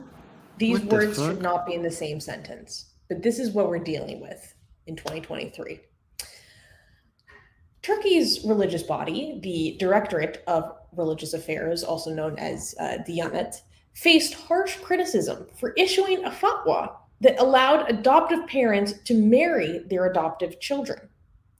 The ruling was issued in response to a question about adopting children whose parents died in the massive earthquake that hit Turkey and Syria. Quote, while Islam praised those who aid or take care of orphans, it does not recognize adoption as a legal status, the body's High Council of Religious Affairs wrote. The 3-paragraph long edict explained that adoptive children could not inherit property from their adoptive parents. But the fatwa maintained that there was no obstruction to adoptive parents marrying their adopted children, even though marriage was not even mentioned in the original question. Various organizations and individuals criticized the ruling for violating Turkey's civil code and paving the way for, let's just say, mistreatment of children. The Diyanet retracted the fatwa in their second statement and emphasized the importance of respecting the country's laws. Wait, explain this to me. How is this helping? It's not. It's not. Let's be How clear. do they think it's helping? So they were basically, I don't know, because Islamically they are correct. Here's the thing. So it was just like people asking like, hey, can I adopt some of these children that were orphaned in this horrific event that sent like a seventh to a fifth of our country under rubble? Like, could I help some of these kids? And they're basically like, yes, it is seen as a very noble thing to do in our faith. However, like, they do not have certain legal rights, which is true. And also you can marry an adoptive child. You have a right to marry an adoptive child, which in Islam, this is actually true. I know, but why would this be a help? Okay, so in Islam, an adoptive child is not actually your child, right? Yeah. Because there is no such thing as accepting somebody that is adopted as actually a child, right? Actually your child. And the story behind that is actually pretty insane for why that is. But so that means that you could marry them. Okay, but here's the question. I have to repeat my question. How is this helping with the quake thing? I mean, Armin, I don't think Because it is. okay, so I'm trying to understand, though. I'm trying to put my mind on Muslim cap on, okay? Maybe I'm just being stupid. I'm trying to get their perspective. Maybe because if the understanding is that, oh, if you marry these orphans, then you're supporting them, right? Oh, I think I got it. Okay. So here's why it didn't make sense. Like, okay, so these are orphans. You marry them, so now they have a home. Okay. But if you had been adopting them, they already have a home. So you don't need to, when you adopted them, you're not going to give them a second home because now you're marrying them. You already adopted them. But go on. So I should be clear. The fatwa is not saying, it's not saying to go marry the orphans. It's saying just like, if you adopt the orphans, this is still halal. Do you know what? I know. I just know what just happened. This is grooming. So you're saying this is what you're saying, that if you go adopt these children, you can eventually marry them.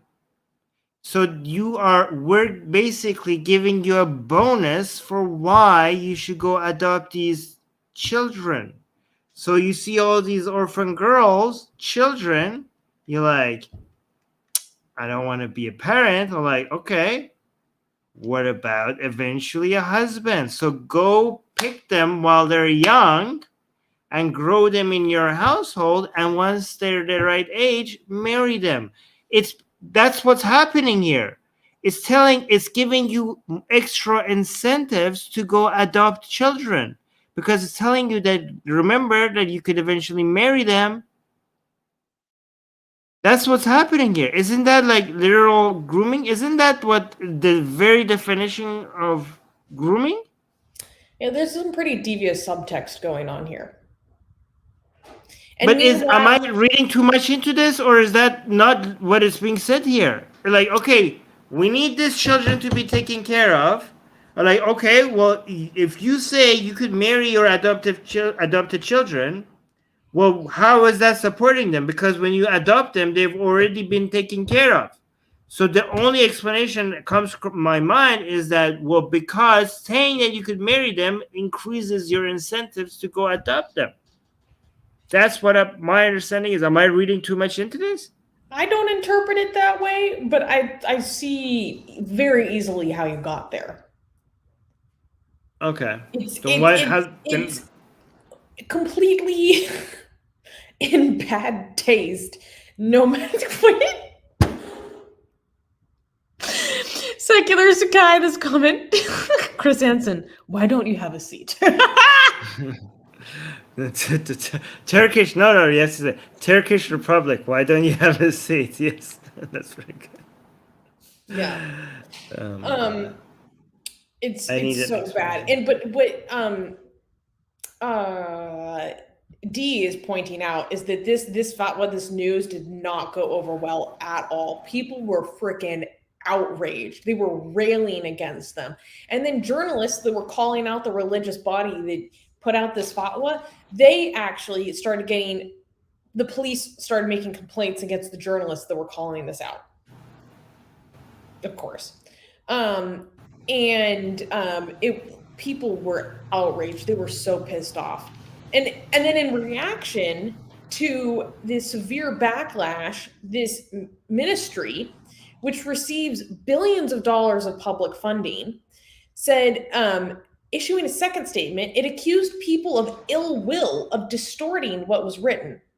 It said, quote, "It is admirable that people want to foster adoptions of the Quake," it said, echoing another ministry. The second statement that said that while Islamic scholars agreed that adopted foster children were not considered kin in Islam, thus reiterating its ruling in softer wording, it underlined that the rules of the country should be respected. Because let's be clear, everything that's intimated in this fatwa is completely illegal under the actual civil law. Adoptive children have the same rights as naturally born children in the civil code, and they are certainly not, it's illegal to marry them 100%. So everything about this is just outrageous and illegal. That's a crime. Right. Okay, so, by the way, so I was saying, but adoption is haram in Islam in the first place. Well, I mean, technically, no. I mean, adoption means that you consider them to be your child. So what is allowed is fostering a child, which is, we laymen call that adoption. But if you want to be technical, you can foster a child, but you just can't consider them to be your children. So the haram part is calling them your actual children, but you could like take children in your house and you could foster them, and is what most people call an adoption. But if you want to be technical, there's a difference between adopting a child and fostering a child. Adoption means that they are now your children. Fostering is just like you're just taking care of. But we laymen just call them both adoption. So yeah. So yeah, the part that taking them in your house and taking care of them like a parent, that's not haram. the calling them your child part, that is the haram part. Yeah. And we got a super chat. No Man is saying, F Islam, F religion, F Hindutva. We got another super chat from Secular Sakai, another $5. Thank you very much, Sakai. Can you read this, Armin? Yes, Secular Sakai is saying, Turkey also has conspiracy theory uncles saying conspiracy theory uncles saying the U.S. used the HAARP research facility in Alaska to cause the earthquakes and destroy the AKP. Oh wow, that's amazing. That's a new one. I haven't heard that one before. That's a new one. I have heard of conspiracy theories that you cause earthquakes, but they're all insane, by the way. You can't cause earthquakes, but yeah, amazing. So I don't know what to do with that information, but yeah, that's insane. GJ is here saying, hi, GJ here. I am siding with Armin Navabi here. Islamic doctrine forbids adoption. Yeah. Okay, well, thank you for taking. Well, I didn't disagree with that. This is hilarious. No, you were. I don't know. You did not. You were wrong, and I was correct. I know you didn't say anything about this, but my side was the correct one. But go on. How do you think you say this name? Aristotle's. Excuse me, Aristotle. Aristotle is saying he just discovered why adoption is banned in Islam. Unbelievable. I just looked it up. The founder of the religion caused the divorce of his adopted son's marriage, denied his adoption of him, and then married his now formerly adopted son's wife. Wow. Yes. So let me explain. Someone discover this in real time. I just went Google this, and I wanted to see why Islam doesn't allow adoption, and this is insane. I was not expecting this can of worms. I was not expecting this. So Muhammad, the prophet of Islam, one day goes to his adopted son's house to see him. His adopted son was called Zayd, right? And Zayd, which is the adopted son of Muhammad, his wife is named Zainab. And Muhammad goes to his son's house and he sees Zainab not covered very much. And she be sexy. She was tight. And Muhammad was like, oh my God, I want her. Okay. And Muhammad was so horny. By the way, guys, this is not me insulting Islam. This is actual Islamic narrative. Okay. Muhammad was so horny for Zainab that he had to go home and pray. He was like, oh my God, this is not good. And Zainab could tell that Muhammad liked her. He was so obvious that Zainab, guys, this is actual Islamic scripture. I am not making fun of Islam right now. This is actual Islamic hadith. It's true. When Zayd came back to his house, Zainab told her husband and Muhammad's adopted son that your dad really wants me, badly, okay? And Zayd went to his father, Muhammad, the prophet of Islam, and was like, dude, you could have her. If you want Zainab, if you want my wife, I'll divorce her and you marry her. And Muhammad was like, no. This is like a taboo thing. People will judge me because back then in that culture, marrying your son's wife was huge taboo. Because and then what happens? Okay. But then what happens? A Quranic verse comes down. A Quranic verse comes down and says, very conveniently, so conveniently that Aisha points out that to Muhammad that your God keeps saying things. This is Aisha's hadith. Aisha is on record telling Muhammad that your God seems to be looking after your dick, doesn't he? Your God seems to be Allah seems to be revealing verses based on your wishes. Again, this is Aisha calling out Muhammad on his verses. This is on record. Okay? So, and a verse comes down from Allah saying that adopted children are not actually your children. This is just so that Muhammad could get his dick wet.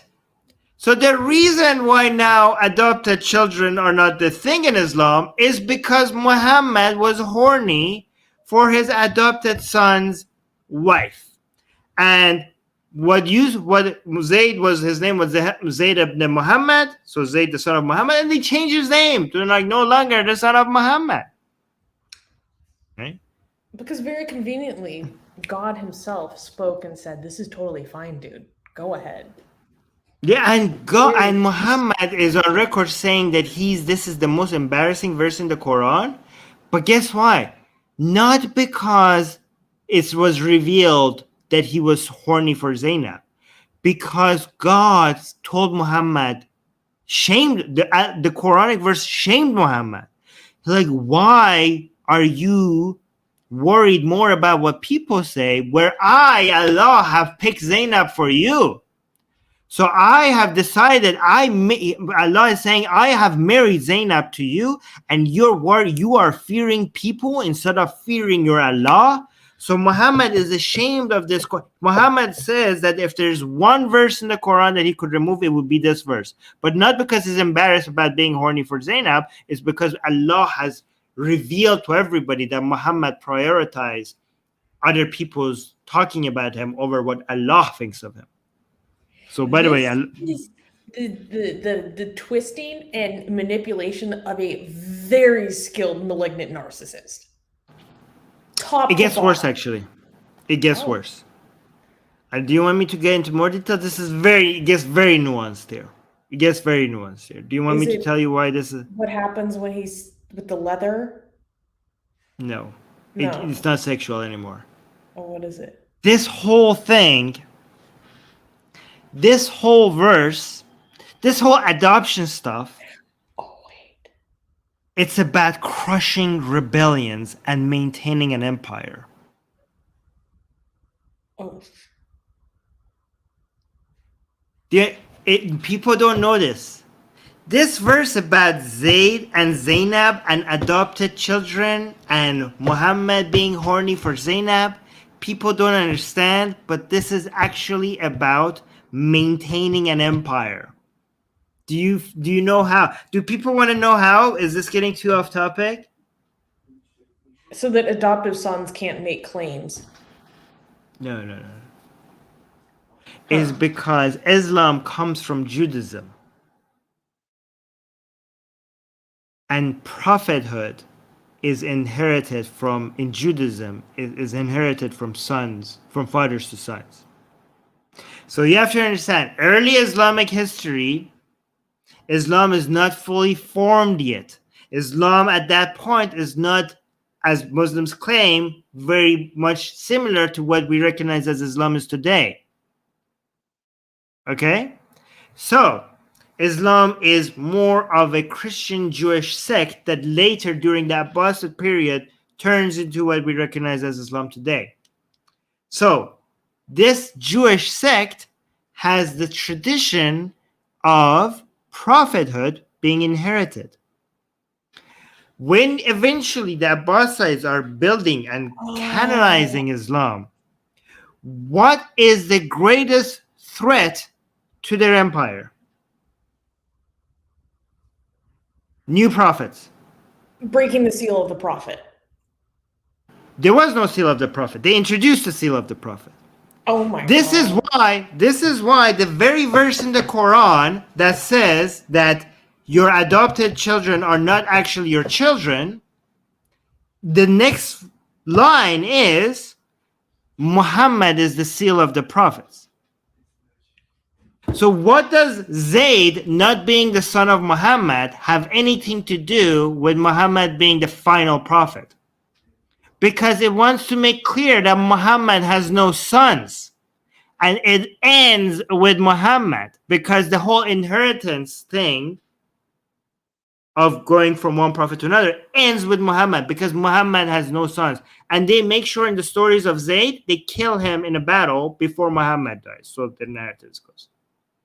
And Muhammad had no sons because there had to be no competition with the now canonized religion. So there's no more prophets. Well, he did have But guess what? some survive to adulthood. But guess what? There was a rebellion. There was a sect against the empire. How did they do this? How did they start a sect that branched out of the Sunni, or back then canonized Orthodox Islam, when they had no prophets?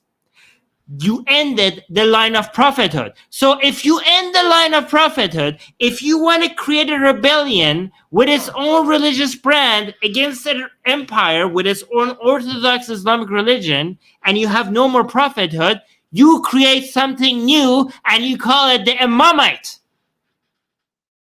And if you cannot go through Muhammad's son, you go through Muhammad's daughter, which is Fatima, and married to Ali, and you create the Ahlul Bayt concept, and now you have Shia Islam. And Shia Islam will become the brand of your rebellion.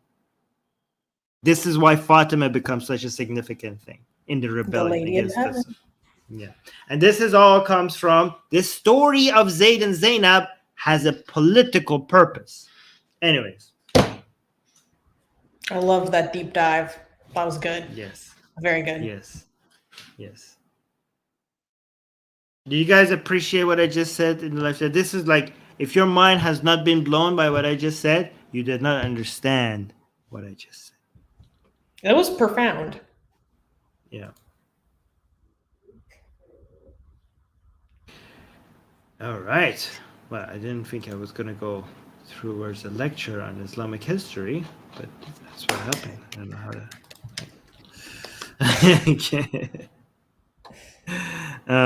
oh, people are saying, well, that was well, that was a great story. Okay. Can we hold on? Let me bring the next news. Can we clap for the next news? Yeah, this is just funny. This is lighthearted. Okay. Next news. Next news. Why a cube-shaped city in Saudi Arabia is upsetting Muslims. Saudi Arabia's Public Investment Fund has unveiled new plans for a cube-shaped megastructure in Riyadh called the Muqab, which has drawn criticism for its resemblance to Islam's most sacred site, the Kaaba. The project, which is part of the Vision 2030 blueprint to diversify the kingdom's economy, is expected to be completed by the end of the decade and will feature residential units, hotel rooms, office spaces, and entertainment and culture venues. Inspired by the styles used in the Najd region of Saudi Arabia for the design and architecture, the building features overlapping triangular forms. However, some social media users have pointed out that the design is far too similar to the Kaaba. The Kaaba is a cube-shaped structure at the center of Islam's most important mosque, the Masjid al-Haram in Mecca. The Muslims consider it to be the house of God and the Qibla, the direction of prayer when performing namaz. One Twitter user said, "This is a strange choice, or is it just me? The new Muqab, like a Kaaba, but with shopping venues?" Armin, I think, in the article, we have a video that kind of shows the look of the new Muqab. Yeah, look at this. Wow. Okay, should we watch the video first? Yeah. Okay, hold on. Actually, I want to look at this full screen. So let me introduce. Hold on. Wow, look at this, guys. You have audio when I play it? Introducing the new horizon for Riyadh, a new icon, the Muqab. The world's first immersive experiential destination.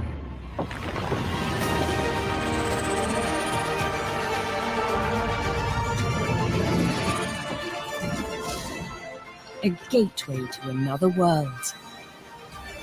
Step inside and it's unlike anything you've ever seen. At a scale that's unprecedented, big enough to hold 20 Empire State Buildings, where you and those around you enter a new reality, transporting you to Mars one day and magical worlds the next, where your retail experience is completely reimagined, and hospitality, leisure, and entertainment reach new levels, all in breathtaking, ever-changing environments. This is the new face of Riyadh. Experience a new horizon. Ooh. Okay. Armin, your reaction. Give it to us. This sounds insane. I mean, I don't know which one is going to be more amazing to see. Them being achieved to do all these amazing projects they're doing there, because they're making a city that is a line. Now they're making one that is a cube. And are they going to be able to do? I don't know which one I would entertain me more. Being able to see all these completed, or them failing in every single one of them, because I'm okay with either one of them, because both of them is going to be amazing. But anyways, let's go look at why people are angry. Muslims are angry. This looks like the Kaaba, but better, much better. I mean, look at it. It looks like it's like a much more impressive Kaaba. And here's the thing: this be shirky. This is like the ultimate sin in Islam. As soon as I saw it, I'm like, that be shirk in the land of the prophet? Like, are you kidding me? You know what this is like? This is like the golden calf that people were worshiping. Well, this is the story of Moses. By the way, the story of Moses, where he went to get the 10 Commandments and he showed up and people were worshiping a golden calf. That's also an Islamic story. It's not just it's not just a Christian and Jewish story. Muslims believe in that. And what could be more like that story than so people were worshiping a golden calf, and Muslims worship towards a cube figure, and now this is a version of that, but golden. And guys, this is like, I think Muhammad bin Salman is like triggering them on purpose now, because the concept of shirk is also like there's this major shirk and there's lighter, like other kinds of shirk that is not as explicit, as direct as the shirk. So if you have an idol and you worship towards that idol, that's like, okay, that is like absolute direct shirk, okay? But like Hindus, for example, or Christians worshiping the statue of Jesus Christ, right? But there's other kinds of shirk that is you valuing money so much more, like shopping, capitalism, buying stuff, like material stuff. So basically prioritizing things over Allah, worshiping Allah, prioritizing this world. So it's like you love this world so much that it's almost like worship. So some Muslims believe that's also shirk, right? But this is like combining those two things together, the lighter shirk and the direct shirk or the heavier shirk, because it's a shopping center. I mean, look at the whole thing, right? The whole thing is a place where you go and you celebrate, which is not playing, material stuff. Twitter always does that. Hold on. Continue watching it on Twitter. Maybe that will work better. Yeah, it does work better, right? This is where you go. Wait, mute it. And it's a shopping center. And you buy stuff. And it's like about enjoying this material world.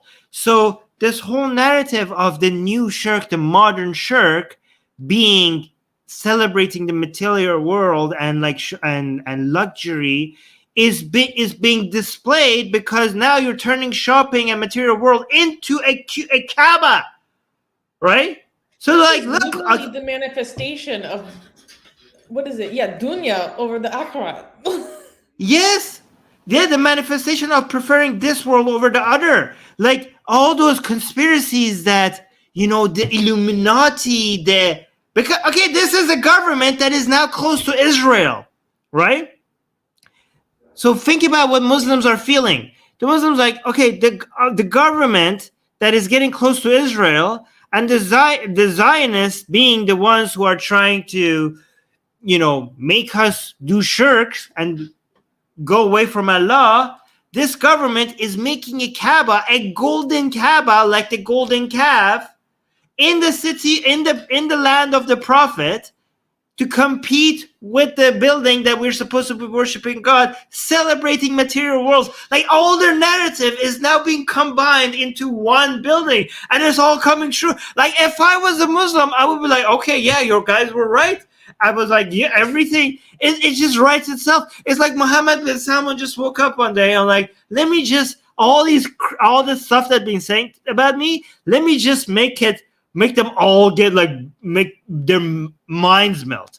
What could I do? He's like, what could I do to make all these Muslims who've been triggered by everything I do to be like, okay, this is too much on the nose now. How about a giant golden Kaaba that celebrates materialism? Would that be too obvious? Yeah, it would be. Let's do it. So, like, I don't know. I don't know. So as you can imagine, a lot of Muslims are triggered. Like, there's Muslim YouTube channels. You could go watch them. They're calling us out. They'd be like, okay, this is too much. They're like, do we even need to say anything? Just look at this thing. I know, just look at it. Oh my God, yes. No, that's what's so funny to me. Like, Armin, tell me if I'm out of pocket for saying this, but like, is it out of pocket to be like, I would not be shocked if we get another Bin Laden over this kind of thing? Oh my! I wasn't thinking about that, but now I am, and I'm scared. You're right, because given what inspired Bin Laden, I'm like, come on, this is a lot worse. Yeah. This is worse. You're right. But how are they going to afford this thing, guys? Like, they're already building that line city, and I was like, we were looking at those numbers, and I'm like, if that doesn't work, the country's going to go bankrupt. Because they're doing these things because they're running out of oil money. And now they're building this? I mean, look at this. What is this? How expensive is this? And then look, there's flying machines all over around it. And you have in mountains that are inside the cube. And you have floating. I think this is all LED. No, you have that central building. The building you can't is have central, but I think the rest of it is projected onto the surfaces of the dome that surrounds everything. Because it says incredible holographics. Okay. But how are you going to do that? They have giants walking around in holographics? And what is this? Is this also... Okay, this is not holographic because there's people on it. They would be falling if this part was holographic. Okay? So you have floating... What is this? And then what are these? Are these float? Okay, these are not holographic. These people riding. These are floating. And then you have underwater buildings. And apparently, like, this is a restaurant or something. This is going to cost like 10 Saudi Arabia worth of money. Not like, what the hell are you talking about? Like, if these fail, it's going to take down the country with it. Like this one and the whole line thing that they're building, the line city. Like, this better work out, or else I don't know. Oh, we got a super chat, by the way. Maybe we should send our super chats to Saudi Arabia. They're going to need that.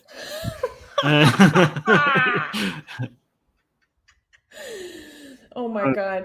I'm going to read. Wait, we'll save that one from GJ for a second. I want to say Apologia was in the live chat saying cheers, hey! friends. Apologia, if you guys are interested in Christian counter apologetics, make sure to go check out his channel. Music Guy is saying, can we circle around it and worship capitalism? I mean, this is crony capital. This is don't talk. This is not capitalism, okay? I don't want capitalism to get a bad rep here, okay? This is crony capitalism. This is not real capitalism. And then D is saying, can they possibly trigger the anti-modernity folks more? Sounds like a Kharija speaking. Anyways. Oh, damn. That's quite the accusation. Yes. We don't throw that word around lightly, sir. Let's read the super chat quickly and then move to the next news. Before we do that, I want to see, like, This is what people are tweeting about it. Okay, so this one, a gateway to another world. Okay, that's just the public investment fund. This is a strange choice, or is it just me? The new mocap, like the Kaaba, but with shopping menus. It's like the Kaaba, but with shopping menus. Okay. Oh wait, where did Susanna go? All right, she's gonna come back. All right, let's do the super chat. Yeah, we just got a super chat from GJ, 11 euros. Thank you very much. Saying, side note, does anyone here know that the Dutch annual movie awards are literally statues of golden calves? Well, if you didn't know, now you know. Now we do know. Thank you so much for that. This just shows how much the modern world and its culture is all about worshiping false idols. And yeah. All right. Okay, so let's move on. Can we? Okay, hold on. This next story, we can clap because no one died. Okay, good. Nobody died. I like it. I like it when nobody dies. I like it so much. All right. And that's our standard here. That's what we're used to. Yeah. Next news. Next news. Indian woman escapes human sacrifice plot. A 23-year-old woman recently filed a writ petition in the Madras High Court alleging that her stepmother was planning to kill her as part of a human sacrifice ritual. The petitioner allegedly accused, she did accuse, she accused her stepmother and other relatives of being followers of black magic after coincidentally learning about their intention to kill her to perform a human sacrifice ritual. She also learned that her younger brother's demise, who allegedly underwent the same ritual when he was only 10. Knowing that her family had strong political connections in her state of Madhya Pradesh, the petitioner lamented that the authorities there would probably fail to grant her legal protection. Fortunately, with the assistance of a fellow student, she boarded a train at 3 a.m. on February 16th and reached Chennai the following day. So she went from North India to South India. Quote, I state that my life is not safe. I cannot return to my native place or anywhere in North India where there is no security for my life, her affidavit read. After learning about her circumstances, the sitting judge condemned the fact that even in the 21st century, heinous acts such as human sacrifice are still prevalent in India. The state public prosecutor assured the woman that the police would provide the necessary legal protection to the petitioner. Okay, why were they trying to? Maybe I missed that part. Why are they trying to sacrifice her? So she alleges in the documents that she submitted before the court that her family practices black magic and wanted to kill her as part of a human sacrifice ritual, and that apparently her 10-year-old brother was killed many years ago for the sake of this same kind of ritual. Yeah, why did nobody, like Dia's asking, why did nobody look into the brother? So like they just sacrifice the brother and they're like free and running around and nothing happens to them? I don't know. I don't know how they covered this up. There wasn't a lot of details into the backstory of the situation. Why does India have so many cases of sacrifice? It seems like we have honor killing with a lot of Muslim societies, and we have human sacrifice with a lot of in India. It's kind of human sacrifices are Indians' honor killing. Well, no, they also have regular honor killing. Oh, okay, they have both. But we should be clear. That doesn't happen nearly as much as your standard, quote unquote, that's a bad word to use for this, but your typical honor killing. This happens much more rarely. But because the population of the country is so massive, it does happen more frequently here than anywhere else. That's for sure. But then does it happen anywhere else? Oh, yeah. You can hear about some crazy cases of this happening freaking even in America, except that's very, very rare, you know. Yeah. But even adjusted by population, India has more humans. Even adjusted by population, India has more human sacrifices than other places, simply because other religions. Go ahead. What?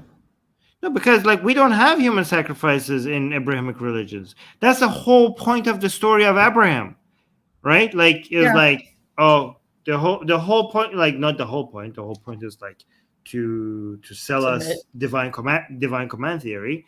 But part of the idea was like, oh, you go sacrifice your son for Allah, for God. I have my Islamic mindset on. And it was like, okay, maybe not. Maybe like let's just end human sacrifice. Actually, Christianity has that as well, right? So, when human sacrifice to end all sacrifices, so they don't even have animal sacrifices in Christianity anymore, right? Mm-hmm. And in Islam and Judaism, you had Abraham wanting to do a human sacrifice, and also Christianity, and they're like, okay, no, we do the lamb instead. So Abrahamic religions don't have human sacrifice, but Hinduism and Hindu adjacent ideologies had human sacrifice.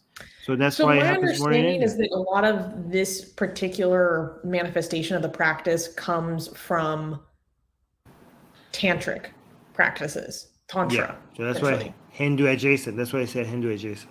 Yeah, because people think that tantra is just like having very steamy, like mystical sex. It's actually It is also that. It can be that, but it is also a lot of this. It is steamy, amazing sex and human sacrifice. It's very Freudian in a way. Yeah. Yes. Yeah. Also, Kali is involved a lot with tantric human sacrifice. Was this for Kali? I don't know. But we did cover a lot case where there was a human sacrifice thing that almost happened because multiple. Yeah, we like when it comes to Hindu gods that are involved in human sacrifice, a lot of them are Kali related. So don't tell me this is not Hinduism related, because we're talking about the Hindu goddess, which is Kali. Yeah. And it's very interesting. I know that black magic, there's a stereotype that Bengalis are associated with black magic in particular. Like, to the point that, like, it can be used to be racist against Bengalis because they think that you're going to do black magic on them, which is interesting because Kali is actually originally a Bengali goddess.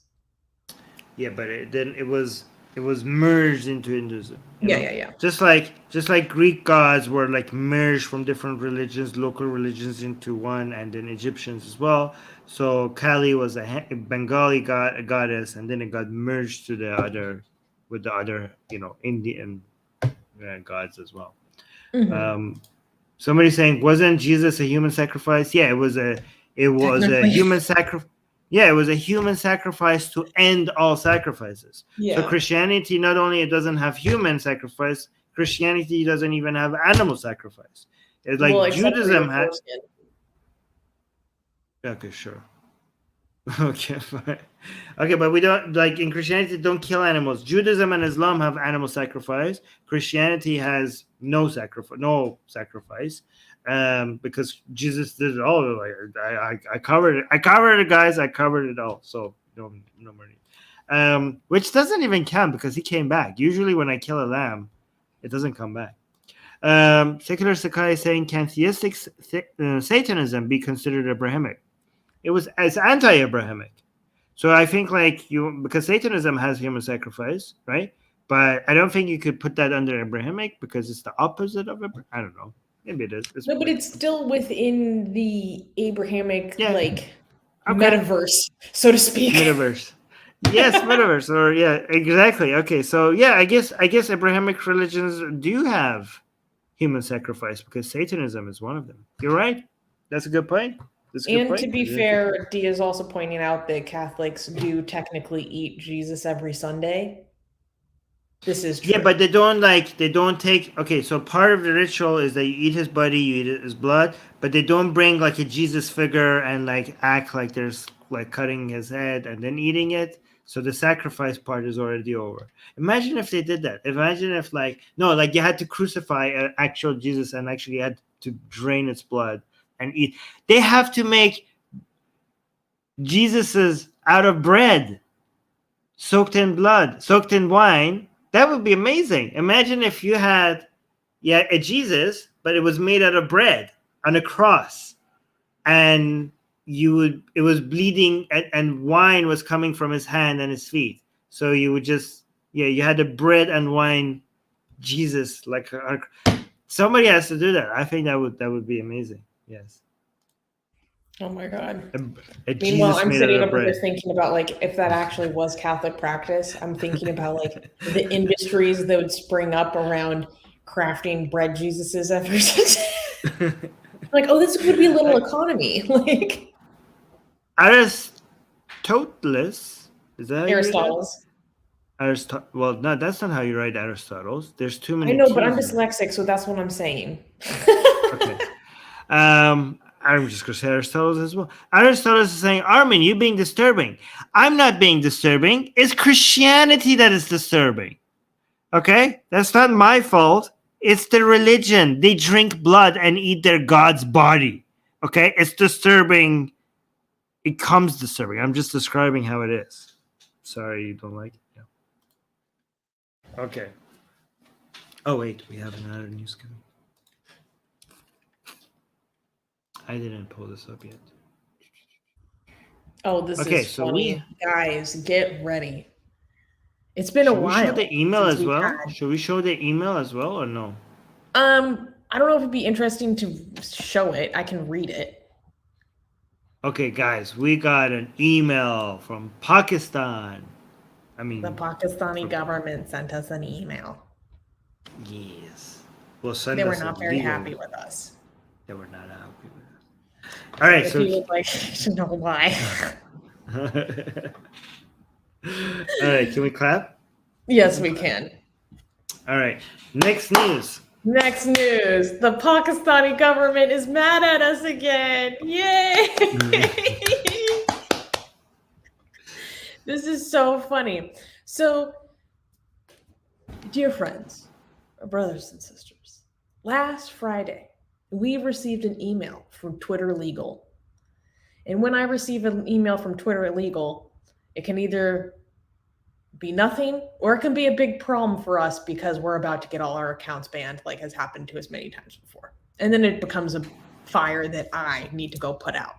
But this time, it was not such an occasion. We received a email that reads as follows.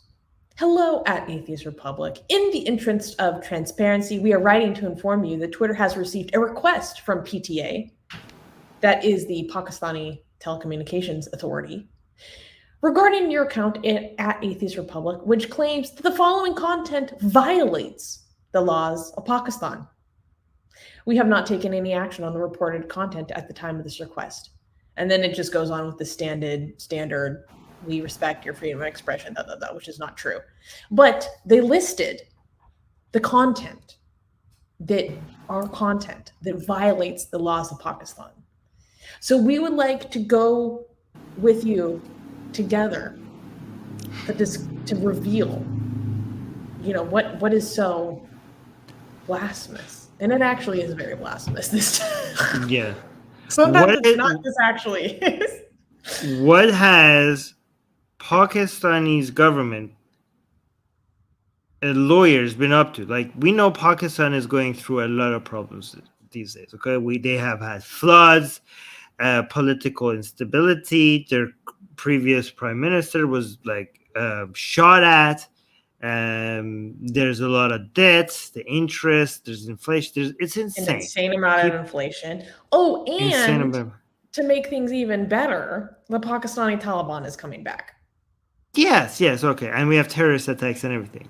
And the government of Pakistan is using the precious money that it has, okay, to hire lawyers to contact Twitter to get Twitter to take what I'm about to show you down, because that is what Pakistan needs right now, okay?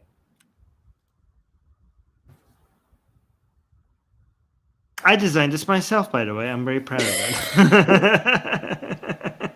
Are you proud of yourself? I am so proud of it.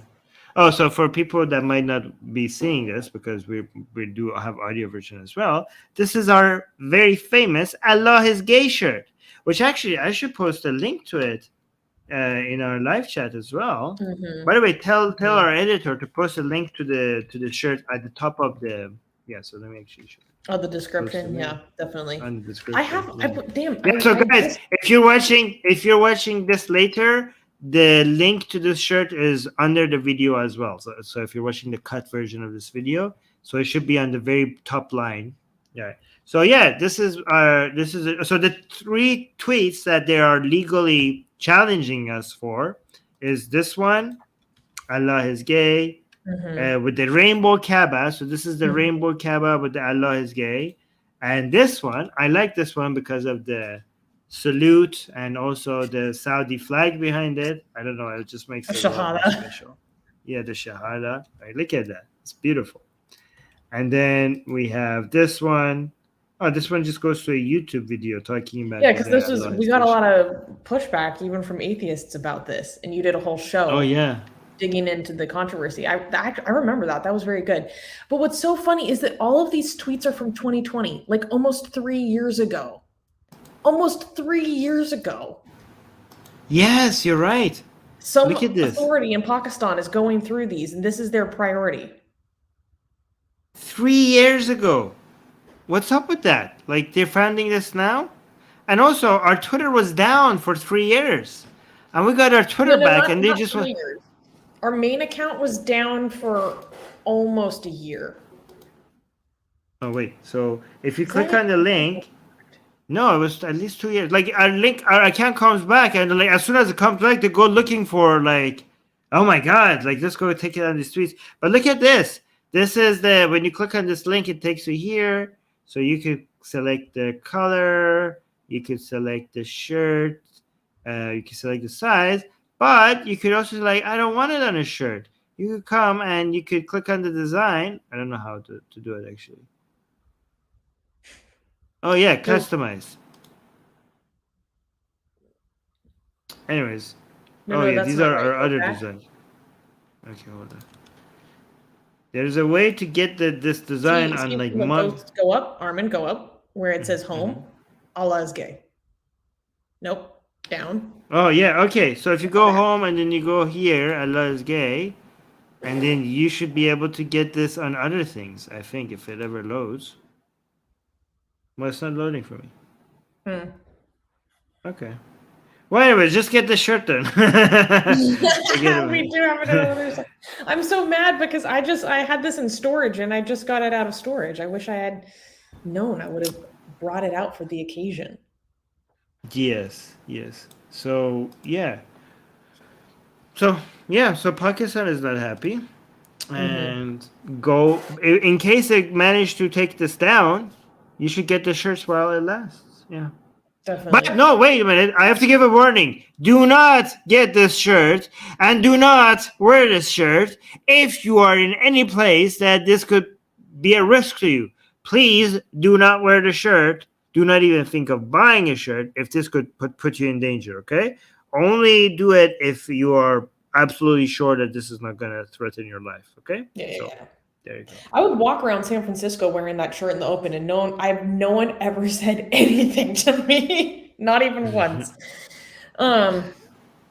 So, but it's so funny to me. One, that this happened 3 years ago, and then they found this, and now that they're mad.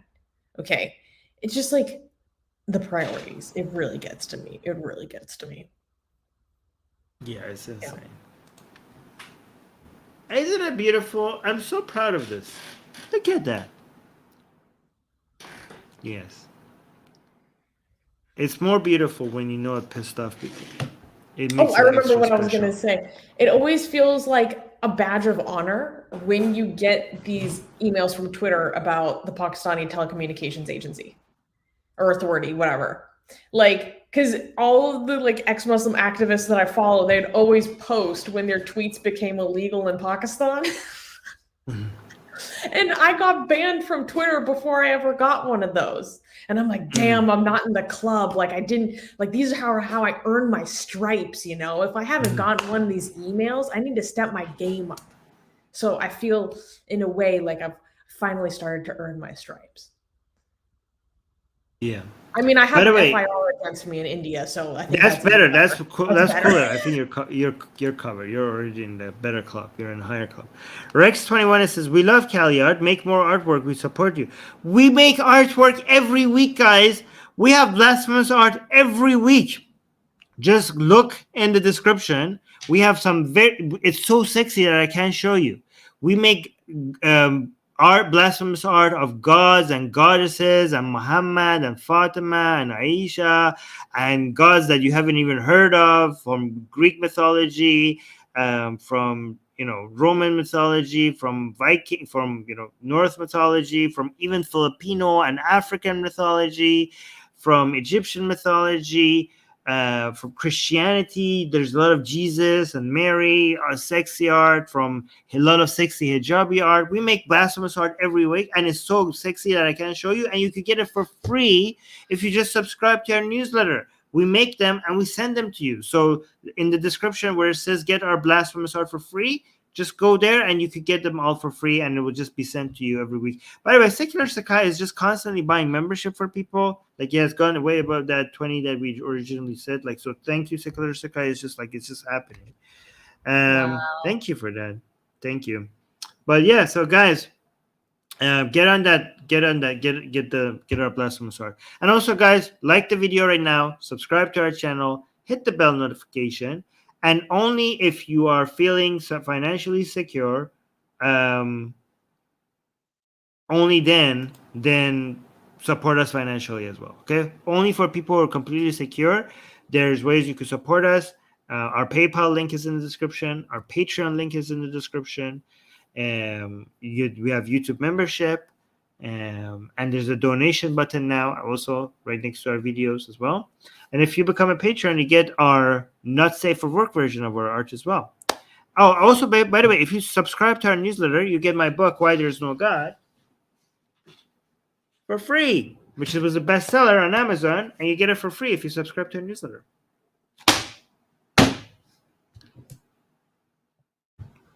Beautiful. Nailed it. Great show. Yes. All right, guys. We're about to head out. Make sure you like the video, and me and Susanna will be back right here covering 10 more news items with you next week. Thank you, guys. Mwah. Bye. Bye.